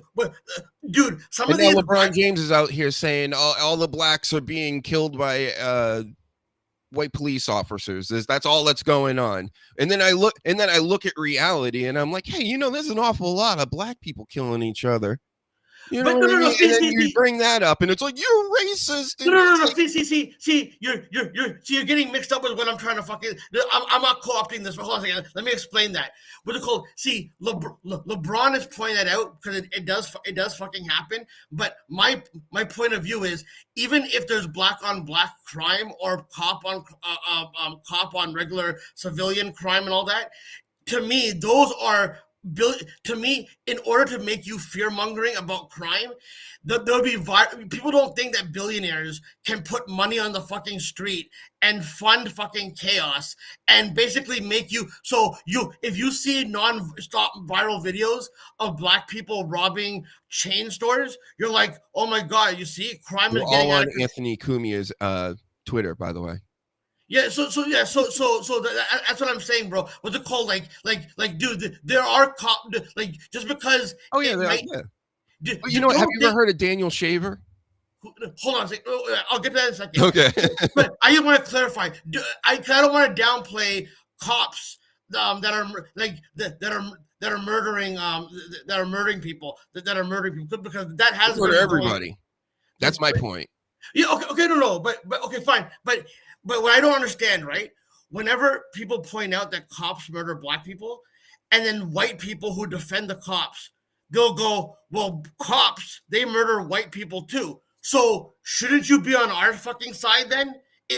Wouldn't you be on our side about cops murdering people? Like, wouldn't that be an agreement? So why would people use cops murdering white people to counter cops murdering black people when you should be on our side? Then wouldn't that be that you should be alarmed that cops are killing people in general then? Right.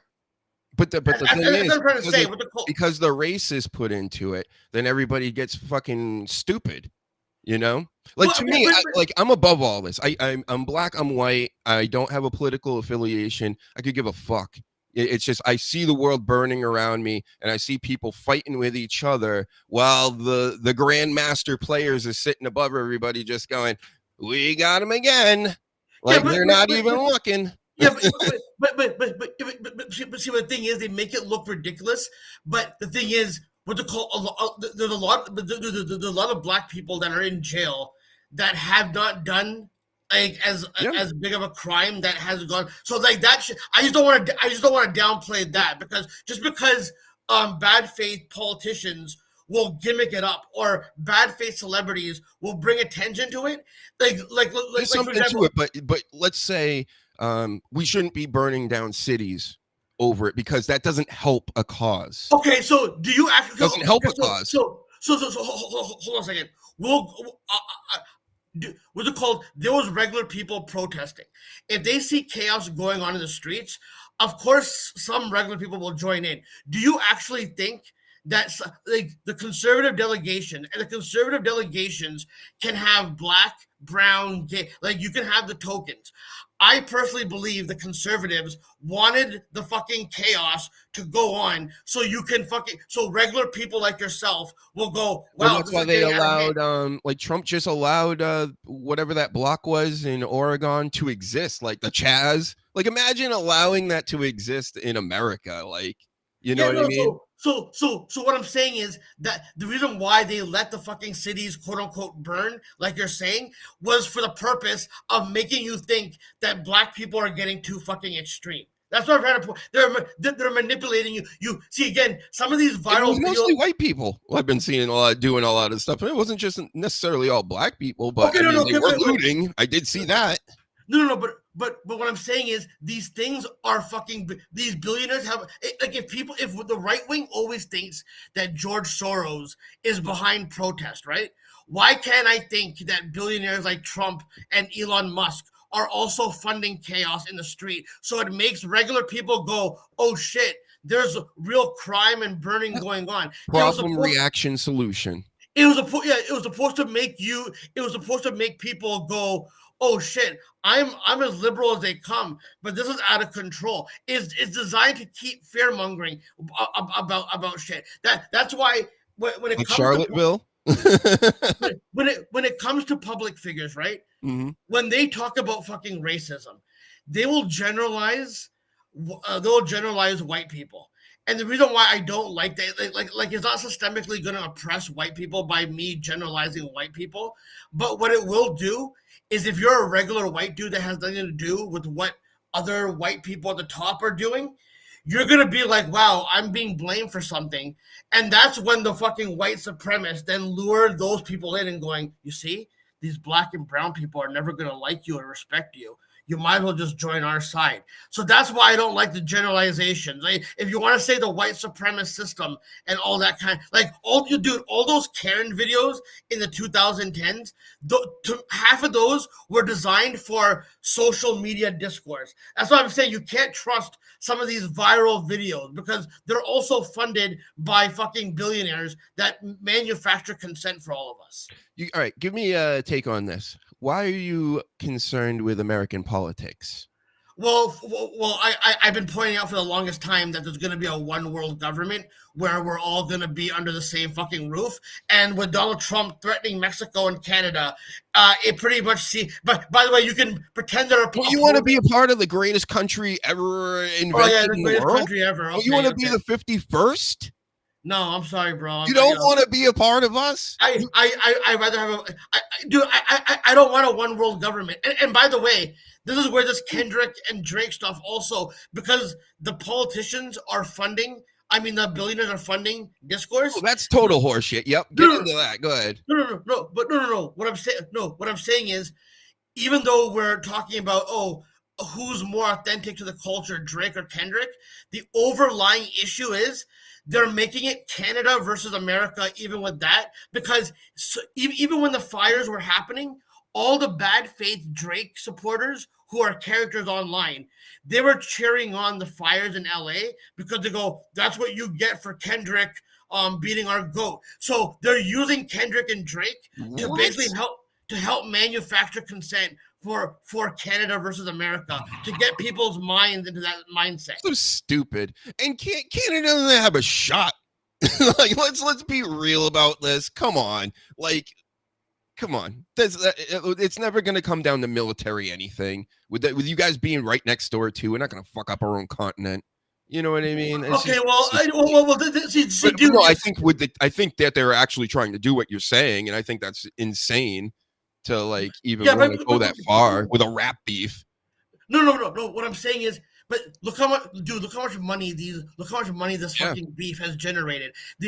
I'm not talking about just with hip hop. I'm talking about entertainment in general, comedy, wrestling, hip hop. All of that kind of fits in to help manufacture, because people who don't see themselves as political people, they're consuming entertainment where the politics has already been injected in there without you knowing it. So without you even realizing that you have a political opinion, you don't know that because you're watching the entertainment world, basically. Mm-hmm. That's what I'm trying to fucking. I don't know if you're following what I'm saying. I do. I think there's a lot of layers to the Drake Kendrick thing. I mean, the bottom line is it's money, and the rap industry's been doing this for years. I even had I talked to somebody on X recently, and they're just basically like, yeah, so you mean to tell me that Kendrick is just calling him a pedo and all this stuff? And they had a meeting, and they're like, yep, you can do that and go, make these songs about me, whatever. And I'm like, essentially, yes, Well, it wasn't like they had a meeting like that, and he's like, I'm going to say this, and I'm going to do this. It was just an agreement. You're going to say wild shit about me. I'm going to say wild shit about you. And we're just gonna rake in the money, and then you can go play the Super Bowl, and Just look, dude. Just look at how the beef when the tracks came out, right? You remember when the tracks all came out that one weekend? Mm-hmm. Look. Do you find it coincidental that they all had tracks ready? Like, Kendrick has an agent in Drake's camp. It's like, no, it's a work, and that's why they had all these songs fucking ready to come out during that fucking entire weekend, basically. Yeah, and the way J. Cole was trying to get in there, and I'm not even like hip to any of this stuff. It's just it's in and around me so much that I kind of know what's going on, but I could care less. I've never really listened to a Kendrick Lamar or a Drake song in my life because I pretty much gave up. Man. I gave up on hip hop once Lil Wayne and T.I. started getting famous, and with the songs I was hearing out of them, I'm like, I've aged out of this. Do you mean the radio? Because sometimes people confuse the radio single that they might not like, but when they have their actual because Lil Wayne is actually he's one of my favorite actual technical lyrical fucking guys. That's what it sounds like to me. No, but just like, what the fuck is he saying? How is he lyrical if I don't understand? Dude, you sound like Howard Stern in the 90s, not understanding hip hop, bro. I love hip hop. I grew up on hip hop. I grew up on the Fat Boys, Houdini, Run DMC, Beastie Boys, and then the golden age. Biggie and Pac, of course, all the East Coast hardcore stuff, the blase, Cool G rap. Like, I can go on forever. Yeah, but it was my shit. But dude, there's subgenres, and it's like a language. Like, dude, there's a lot of good music right now, and just because like people don't like the way it's put out they all do the same thing. Everybody's been doing they all rap the same. They all have the same beats. You don't follow it enough then if you think it's the same thing, because there are some that do it well. I'm not saying all is bad, but Drake's terrible. Like he sounds like a nerd. So I'll compare it to wrestling. Drake is like a sports entertainer, and people genuinely hate sports entertainment. They want like the wrestling, right? Yeah. So he's mall music, like Mos Def said. It's like he's shopping music. But dude, when Drake is like John Cena. When John Cena can wrestle, he'll wrestle, right? But Cena's better than Drake. How about that for a hot take? Hold on. I'm comparing because when Drake became the number one guy, people thought that the hip hop product on a mainstream level wasn't the best as it could be. Oh, it was all-time low. I mean, you got the Nickelodeon kid. I would say all-time low. But hold on. So when John Cena was on top, when John Cena was doing stuff like, oh, JBL is poopy, people thought, wow, John Cena is really fucking horrible. So that's why I'm trying to compare John Cena and Drake, because they're both on top when their fucking art forms weren't at the top of their fucking game. Basically, they kept it afloat. But when John Cena wants to fucking actually do compelling shit, or he becomes like a decent wrestler in a match with like a Kevin Owens or AJ Styles, that's what I'm trying to say. That when Drake wants to do some fucking technical lyrical stuff, he can actually fucking do it. He can be Hulk Hogan in New Japan wrestling the Great Muta. You know what I mean? His voice stinks. What? His voice is terrible. You know who else he sounds like? He kind of sounds like that Kanye West. Kanye West should not be rapping. He's got a fucking great producer. Can't rap worth of shit. I'm not really into Kanye West lately anyway. I get it. I'm old, right? But once it's just not cool. I don't understand how the kids think this stuff is cool. Like when I was a kid and into hip hop, we would never be like, a kid from Nickelodeon is your best rapper. Okay, see, hold on. See, this is why I think the people put the fucking past on a pedestal, because guess what? Every single fucking person that made it big in entertainment, whether they were credible or not to the underground type, they were all compromised from the beginning, bro. They all end up becoming. His style is just not. It's not for me. It's more for girls, and that's why he's the number one rapper, because women like Drake. He looks good. He makes R&B type shit. It's the same argument that people gave LL Cool J back then when he feuded with Cannabis. It blows my mind that a new type of LL Cool J at the end of his the beginning of his career, LL Cool J was like, But dude, I still respect LL Cool J when he was catering to women as well. I don't see why that's a bad fucking thing to cater to fucking women. Because women, the stuff that they're into fucking sucks. It's the shit. Women are not cool. Have you ever noticed this, Andy? Women are not cool at all. Hold on. But the thing is, just because there's some songs that cater to women, that doesn't mean that they aren't doing songs that cater to the fucking men as well. You just want to all cater towards towards you. Because they're not 100% catering to you 100% of the time, that does not mean that they're not making good music. I hate that fucking argument. I'm not hating on it because I know No, it's no, I know, where no, the no, money but is. Big I've Daddy argued Kane with started people. doing it. I've argued with people about this kind of style. I hate this whole dismissive thing about, oh, I'm just gonna generalize the newer type of rap when there's still some of that older boom bap stuff existing. There is West Side Gun. I love all them dudes that from See, Buffalo. but you see, but West Side Gun, he puts way too much out where it doesn't stand out as much. Whatever. That's you know what true. I mean? That is true. Like it's almost like less will be more. Kind of like what I've been doing with this podcast. See, that's what. So if I can compare it to wrestling, whenever you have an artist like West Side Gun or the mixtape era putting out fucking nonstop fucking albums during the mixtape era, those are like Raw and SmackDown episodes, right? And then the part-timers like Drake and Kendrick, they will put out an album that is called the pay-per-view, basically. But what's it called? Like 50 Cent was like an Attitude Era rapper because a lot of his stuff was all mixtapes, and his albums, some people don't consider them the best because like he put out so many fucking mixtapes. It's like seeing Rock and Triple H on Monday Night Raw wrestling over and over again. And then what's it called? And then when you see them on pay-per-view, you're like, well, what's the big deal about them being on pay-per-view? I see these guys wrestle on Raw and SmackDown every fucking week in the year 2000. So that's what I'll tell you. It's just the main issue with rap is really from old to new. Back in the day, nobody would ever be a crab rapper. Nobody would ever try to sound like somebody else. Everybody had their own signature sound. Okay, okay. Nobody's got signature sounds anymore. Everybody sounds the same.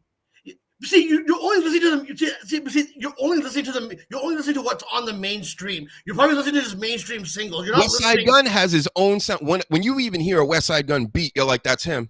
Yeah, okay, but see, that can exist, but I don't understand why people just hate that people have different fucking styles, man. You're supposed to be versatile. I'm not saying that I'm against regional sound and all that kind of stuff. I understand that. There should be regional sound to some degree, but I understand why people just want to keep shit because limited. It's like, if you're a burger connoisseur, do you want McDonald's every day? Of course not.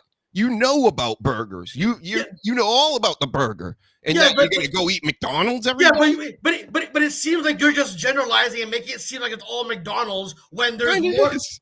But see, this is how I know you're. Then, dude, you say you're not really a hip hop fan anymore. Then you act okay. So then why don't you listen to Kendrick though? Kendrick just does. He just had a regional sound. I'll tell you why. Again, I think I've aged out. I'm not gonna listen to somebody younger than me explain shit. But dude, you're complaining about dude, you're complaining about stuff not sounding like it used to. I'm pointing out that Kendrick Lamar's music, I'm sure probably I bet you if I listened to it, I would probably like it a lot more than most of the other stuff that's being pushed. But again, am I thinking that he's going to be some revolutionary that's doing the halftime show or anything like there's a lot of people like that. Oh no, but no. Okay, so I'm a Kendrick fan. I'm not a Kendrick stan in that. I think that what he's doing right now is something that's going to be genuine. He's just like every other celebrity. He's a fundamentalist, and he wants to be a cult leader, just like Drake is, and all that kind of stuff. But dude, it just when I talk about hip hop, it bothers me because I can't talk about because people only just have these limited arguments of it was better back in my day type of argument. There was a lot of shit back in the 90s. There was a lot of bad shit back then too, but it was almost. It's just It's tough, man. Like I think that the filter, even online, has created the Drakes of the world, and I just point him out because he's the biggest thing. My own nephew told me, he's like, we're talking about the Super Bowl. This is even before this year's, and talking about Michael Jackson being in the Super Bowl and Prince and blah blah blah, and he's sitting there and he's like, and then we're like, who do you think would be from your generation would be in there? And he's like, I don't know. And I'm like, would Drake be in there? And he's like, Drake's too big for the Super Bowl. And I'm like, the fuck are you? Drake's too big for the Super Bowl? That's how a lot of these kids think. But I mean, in some ways, he's not bigger than the Super Bowl, but the thing is, Drake has become larger than fucking life. You know what I mean? Why? He stinks. See, that's how I know that you haven't really listened to. He's got a bad voice. When he raps, I don't know what it is about his voice. I think he sounds like a nerd. I have heard some songs. Okay. I'll say this. The bottom. if you want to hear, I think Drake's best rapping album, in my personal opinion, is his 2013 album. Nothing Was the Same. That one I thought he did a good job fucking rapping on for the style that he has. But also, dude, I'm looking at it pro wrestling. Drake was chosen to be Drake is He's an industry basically plant, in my no. opinion. Well, everyone's an industry Who plant. can't do what he does? No. What I'm saying is everyone's an industry plant. If Drake was supposed to be this lyrical miracle boom bap guy, they would have marketed him. Drake's marketing was always for him to be the fucking villain. He's supposed to be in the Hulk Hogan position where people like him. I get you. Please, if you actually heard him actually rap, he can be a rapper. Is what I'm trying to say. And by the way, especially in this day and age. And no. And by the way, when you guys say that, oh, Drake, pop star is popular music, hip hop is popular, so there's nothing wrong with being fucking pop music. And yes, Sleaze, Drake can actually fucking rap. I'm not taking his side or any of that, but what I'm saying is, I literally heard this guy actually he's good at actually rapping when he needs to. He better be. He's been doing it for 20 years, apparently. But it's just, to me, he's just a media creation. What's it called? These conversations with hip hop is very limited because it's like a pro wrestling conversation. What I'm trying to say is, if you're a pro wrestling fan, you should understand this comparison, and you should be able to see the overview of what I'm talking about. What I'm saying is, Drake is like the John Cena and Hulk Hogan, where they might not be the best at their fucking field, but they'll be propped up and they do their job. And it means it when they get dethroned, it means a lot fucking more when they get beat. That's why right now, as far doesn't mean nothing to me. That's why all this hoopla over Kendrick Lamar and Drake, I just sit back and I laugh. I'm like, I know, but dude, you're also a wrestling fan, so how can you really laugh at other people getting? You know what I mean? Because they tell me online, they scream at me and they're like, act like I'm an idiot because I think it's fake, and they're like, of course it's fake. This is industry manufactured. Like I said, after 9/11, the first thing I looked into was the music. I'm like, if this is crazy and I can't understand this, but you're also looking at. Yeah, but you're also looking at limit. Dude, some of the information you're looking at is also put out there in limited fucking ways. You know what I mean? I've gotten older and old enough. I understand how the business works, and I think, like you said before, there's a lot of fixers and handlers and things going on behind the scenes that we aren't privy to, and you just have to assume that this is going on and that they're propping up other people that may not even be as good because of the branding. LeBron James, Drake, a lot of the industry leaders of any type of entertainment or art that's going on right now, is even science is propped up by the establishment and the governments and money people and mafias, and it's all horse shit. No, so here's the thing, bro. What they're calling, all you guys are entitled to your opinion, about whether you like the music or not. I just find that whenever I discuss these, when it comes with the limitation of oh, music's not good anymore, there's a lot of good fucking music that's out there. It might not be super mainstream, but you gotta know where to fucking find it. The internet gave everybody a chance to put their album out, just like me, with several people on my Spotify. Go check it out. I even have an album out, but I'm not rapping on it, and I could, I guess. But I mean, what's the point? Especially in this day and age, I wouldn't sound like anybody else, so I wouldn't get any push anyway. I don't know. I would expect you to see the bigger picture. By comparing the pro wrestling element to what the music is, because if you compare, because again, you're baffled by my John Cena and Drake comparison. No, I get it. I totally get it. I know that they're the biggest things in the world right now, and they're being pushed. But rockets are on their backs. They're going to the moon. So if I'm not engaging in this, if I'm not being a blind fan of Drake or Kendrick, and I'm judging it like pro wrestling, I have to say, as a fucking heel, Drake is doing his best work as a fucking chicken shit fucking heel, suing Kendrick, also talking shit. Like he's on commentary talking shit about DeMar DeRozan and talking about how he wants to rip his Raptor from the jerseys. Like right now, Drake is doing the best heel character work that he's done in a long time. People think that, oh, Drake is taking L's. Yeah, dude, he knows he's taking L's. He's passed the torch to Kendrick. Kendrick beat him. I feel like all this hip hop in general has been feminized.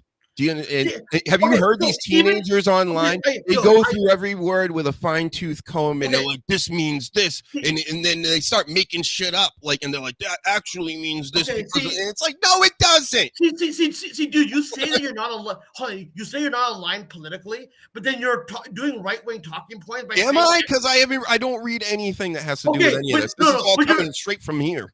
But okay, so what if things were feminized? What does it fucking matter if things were a little bit feminized? Because again, females aren't funny. They're not cool. Fuck off, dude. They're not cool. They're not funny. Dude, what is this? Dude, honestly, dude, there's a million people doing this act. What they're called. I know you'll probably get a big deal for doing stupid shit like that. Good. I don't entertain that bullshit. I'm not saying women are. I'm not saying this is not me going. Oh my god, how dare you make fun of women and women are all perfect. I understand that. You take that side. Be the white knight, Hansy. You'll get some. I'm not being the white. I'm not being the white knight. See the fact. See, I love how you think that I'm being the white knight, and you don't think that you're doing another boring Republican talking point. Oh my god, I'm gonna do it in women are not funny. Yeah, I go to comedy shows all the time. All right, well, you didn't go off on me when I said they weren't cool, so you can go with that, right? Well, no, some of them are fucking. Here's the thing, bro. I don't want to take. I don't have skin in the game. I don't get fucking laid. I'm too fucking old. I'm almost gonna fucking die. I don't want to become one of these reactionaries that become a no ma'am Al Bundy type. Oh my god, I'm already there. I'm gonna make my personality. Oh, a woman hurt me, so now I'm gonna become a men's right activist. Like fuck off, dude. When you say shit like that about about the feminizing thing, what's it called? If you're gonna make a point that corporations will do fucked up shit to make people be kind of be what their token is, like a token gay guy and all that kind of stuff. I'm not losing it. I know a bunch of you in the audience fucking are mostly leaning conservative, and I'm not conservative though.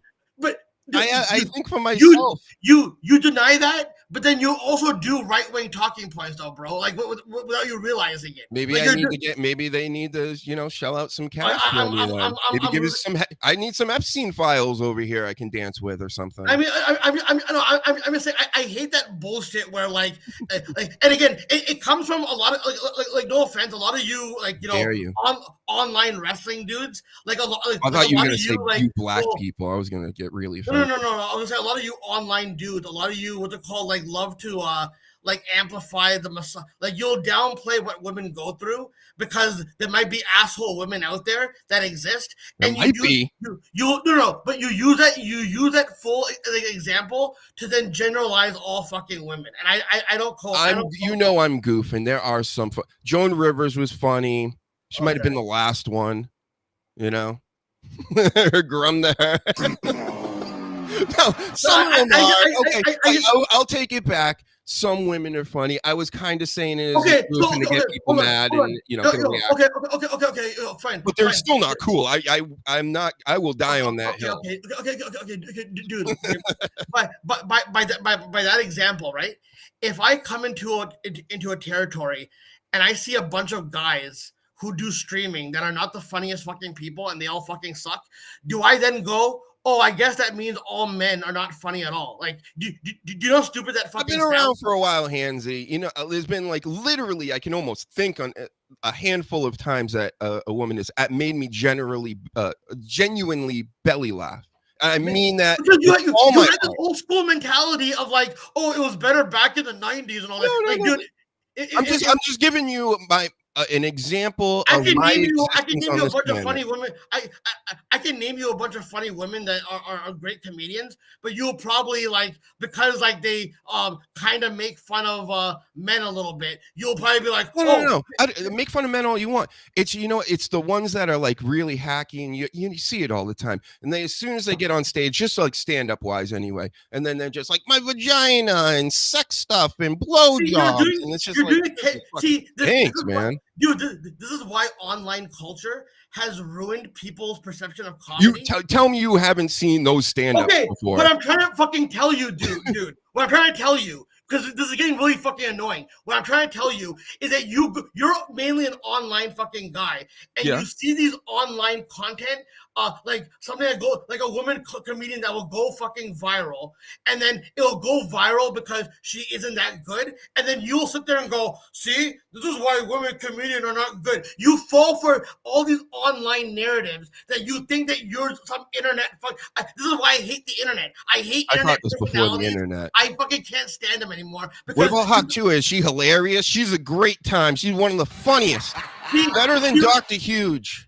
No. What I'm saying is, see, that's a propped up fucking. See, that's that. But I mean, everybody thought she was hilarious until she ripped everybody off. No. I didn't think she was hilarious. Hold on. You're cutting me off. Okay, let me explain.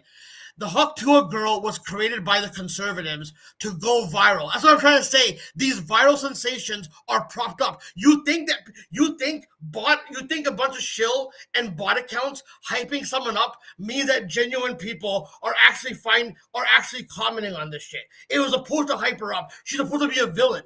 Like I don't know. I'm losing my mind here. You want Logan Paul and how about this? I like female comedians better than Logan Paul. How about that for a hot take, everybody? Okay, wow. That's a really great take. Way better. I like him better than Andrew Tate. Guess what? I'm hip on Andrew Tate. I don't buy any of that horse shit. I know what he's doing. Yep. Well, I mean, I would hope you're not an Andrew Tate fucking fan because the guy's a rapist. So congratulations for not liking. Congratulations for not liking a rapist. What do you want me to tell you, bro? I don't know. Is it a fact? Is he in prison? I don't know about that. I'm just saying I don't care for him. None of these guys are going to fucking prison. Man, I wish. I don't think anybody's going to prison. Just kind of like 9/11, what we were talking about earlier. Nobody lost their job. Nobody went to prison. Nobody's going to prison now. It's like, okay, I get it. Everybody's being pardoned. Just let free to do whatever they want. If I did a fraction of any of these things, I'd be buried under the prison. Yeah, well, you know? I get what you're saying. I don't know. Yeah. I guess this conversation tired me out. I don't know. I want you. But by the way, I'm not getting angry. I'm just saying that I'm gonna stand on my fucking point. Good. About you should, because that's called entertainment, Hansy. You're not mailing it in. You're coming in with takes. You're passionately speaking about something, and that's what everybody should be doing when they come on the Dr. Huge show. I get it. Mm-hmm. All right, with the cold, I'm gonna get going though, man. With the cold, this has been this whole conversation tired me out. Like, you know what I mean? It was a great discussion, though. You got your points out. You got to be heard by the millions in the future, especially on podcast form. Go check it out. SoundCloud, Apple Podcasts. Thank you for showing up, Hansy. I needed somebody to come in. I got people on injury reserve like Sleaze and Danny out there, and Reezy had to go to work again. So I got you, man. Shout out to you, bro. Thanks for coming on. And we'll talk again soon. I got a few more things to say. Few more. We got some more wrestling takes. We could talk about Gene Hackman a little bit, but I don't know. Maybe the chat's tired out too. Everybody out there right now, go to YouTube, Dr. Huge Show. I know a lot of today hasn't been wrestling. I tried to prepare you last week when I said I'm not planning on talking I'm going to talk about whatever I want, right? Because when I can passionately speak about something that I want to talk about, then I believe it, to me anyway, that this is more interesting than and then Bianca Belair did hooked the leg, and then this happened, and this guy ran out. And it's like, we know. We already know. This is such good shit. We got into rap. We got into time-traveling aliens, politicians. Hansy went off on me a few times, which is, such good shit, right? Do I get my such good shits? It's such good shit. That's right. It is. We're bringing it here. This is work for Dr. Huge. So I need you to go subscribe to the YouTube. I need you to support the show. Not just giving me Venmos like all these other fucking podcasts. Oh, just send me money for absolutely nothing. Nope. I make things like this. I have a store that you can go check out on Teespring. Go order some sweatshirts, some pillows, some socks. Maybe a fanny pack there. Many other items. So many. I made a ton. Some are based off of my album covers that I've made. I made a music video for every single one of my songs, like a beast. I don't make singles. Every song I make is a banger single. Go check them out at Dr. HUGENSTEIN right on YouTube if you're here after this show. I mean, there's so much you can do to get involved with us. I've been putting out we've had one caller. One person was brave enough to call in. And that was Philly Sports Pride here in the chat. We got to hear from him and his takes on the Eagles. I don't know if that was before or after the Super Bowl, but yeah, we can even talk Celtics, NBA, my hate for LeBron James and the NBA in total. But I think I'm going to close it out here. I think we said it all today. We did it all. Best show in the world ever, all the time. Dr. Huge show, right? Right? No backflips. Sorry, I can't bring you backflips. I can't bring you, gaping nostrils, or can't show you dead people in a forest, or fight, an old man that has problems like Mike Tyson does. I can't do that either. They won't let me. Trying to fight Joe Rogan at the moment.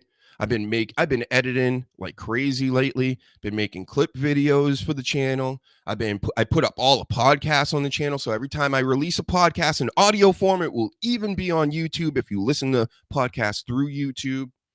What else do I have? I think there's one more thing I want to mention before I take off. Oh, yeah. The Dr. Huge Show channel, Dr. HUGENSTEIN music channel, the audio podcast, the album, the store. I think I hit all of it. Wow, we did it for first time ever, I think. Pay-per-view predictions. Let's do it. I almost forgot, Sasha Reigns. Good for you. Let's make some predictions before we leave off here. Probably the most confusing Dr. Huge show ever, but that means all you got to do is you got to go back and listen to it a handful of more times. Let it sink in. I understand Hansy and even myself at times, I can spit things out at you, and it's hard to keep up, but try it. Try listening back. Give us your soul, right? Shang Tsung style. So yeah, tonight. I think that I got the card here. Where is it? I know I wrote it down. Where the hell is it? Maybe I didn't. I had to have. Okay, here it is. The chamber card, the main event match with the men. Priest, Rollins, Punk, Cena, Drew, and that Logan Paul there. It's the shits. Who are we going to take tonight? I mean, there were good cases made for Cena, Drew, Punk. I'm not thinking that The Rock is going to get involved with this, or Cody Rhodes. Like, they have their own thing going on. So I don't feel like this is like a Drew McIntyre Punk angle if they even went with The Rock, but they kind of need it so they can get a championship match. That's what this is all about. Man, I don't know. This is a tough one to pick. You know what? Let's say I'm just going to go. I want it to be Drew. My heart says Drew. My mind says Punk, because he's getting older. He needs that WrestleMania main event, as he's pointed out many times. I think he's done with Rollins and McIntyre. We've gotten over all that. I'm going Punk. And that's just 100% based on his age. What's he going to do? Not do it this year and possibly get injured next month or the month after that? Wait until next year again? I think not. So, yep, that's the pick. Travis Scott's coming out. That's not a match. Again, this new age rap like this. No, it's okay, but I'm not blown away by it. I don't think it's the type of music that I would have to go to a festival for and, possibly die in the front row for it. Roxy, Bailey, Liv, Bianca, Alexa, and Naomi. Everybody always glosses over the women's elimination chamber matches. And I'm kind of with this. I mean, Liv's already got the tag belts. I'm guessing Bianca. This is Bianca's time, but she's in with Naomi, and they got that Jade stuff going on, so it can't really be her, right? They wouldn't put Roxy up there this quickly. Who's the other champ? We got Rhea as the champ, right, still? And then that's going to be Rhea and Charlotte, and then we have... Who's the other champ? Not Nia, not Liv. Oh, you're taking Alexa. All right, that's interesting. I actually would like that.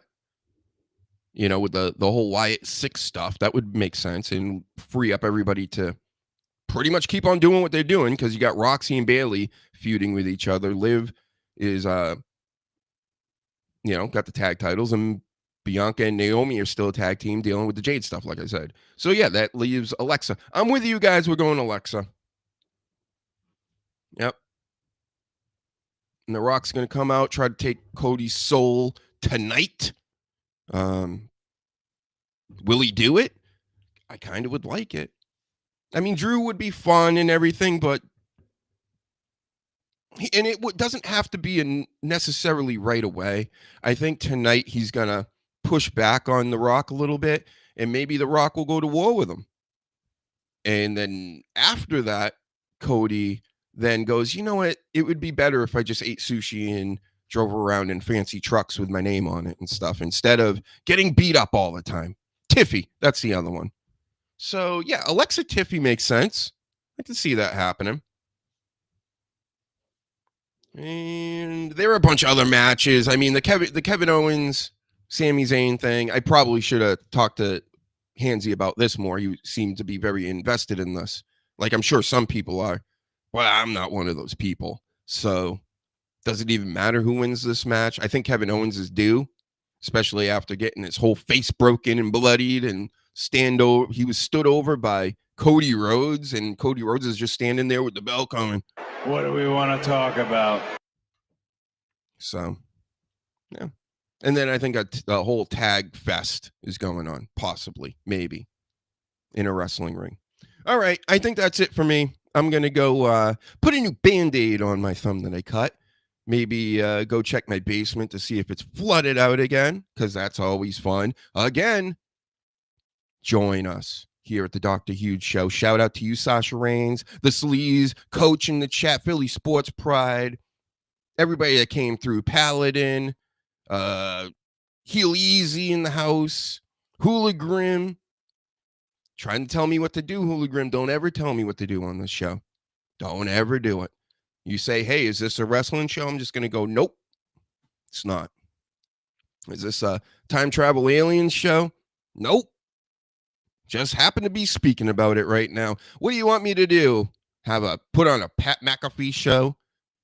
One of them lame ass shows, which is basically loosely based off my show.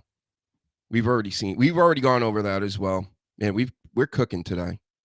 Did it all. Let's show you a few more pictures. Alexa, here's the winner of tonight's Elimination Chamber. Who we think is going to win? Biscuit Butt. Alexa, Biscuit Butt Bliss. So thank you for watching, everybody. And I'll try to come back this week with some 7 p.m. shows. Again, this week was tough. Basement's flooding, fingers falling off. You know, I had a lot to deal with, everybody. So go over to YouTube, subscribe, hit those notifications. I can't believe it. William's probably going to be in the comments section later on tonight going, I missed you again. I'll be like, well, can you finally subscribe? So maybe he's subscribed by now. Yeah, you got to hit those buttons, everybody, especially you boomers. You're really bad at hitting buttons. All right, talk to you later, everybody. Bye. Titillate the juices. You know what? Woo! Right now. Woo! Woo! Woo!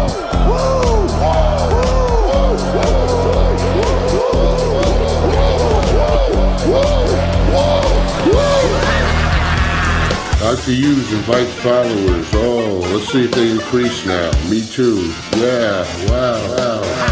Dr. Hughes. Mock-ass mock. He's a great podcaster. Trick-ass mock. Acknowledge me. We coming for you, nigga. Fat. Yeah, Dr. Hughes, here we go. Keep plugging yourself, that's cool. You. First up, a man whose looks will serve your inner needs and desires. Dr. Hughes. Yeah, go take another hairbrush in your ass.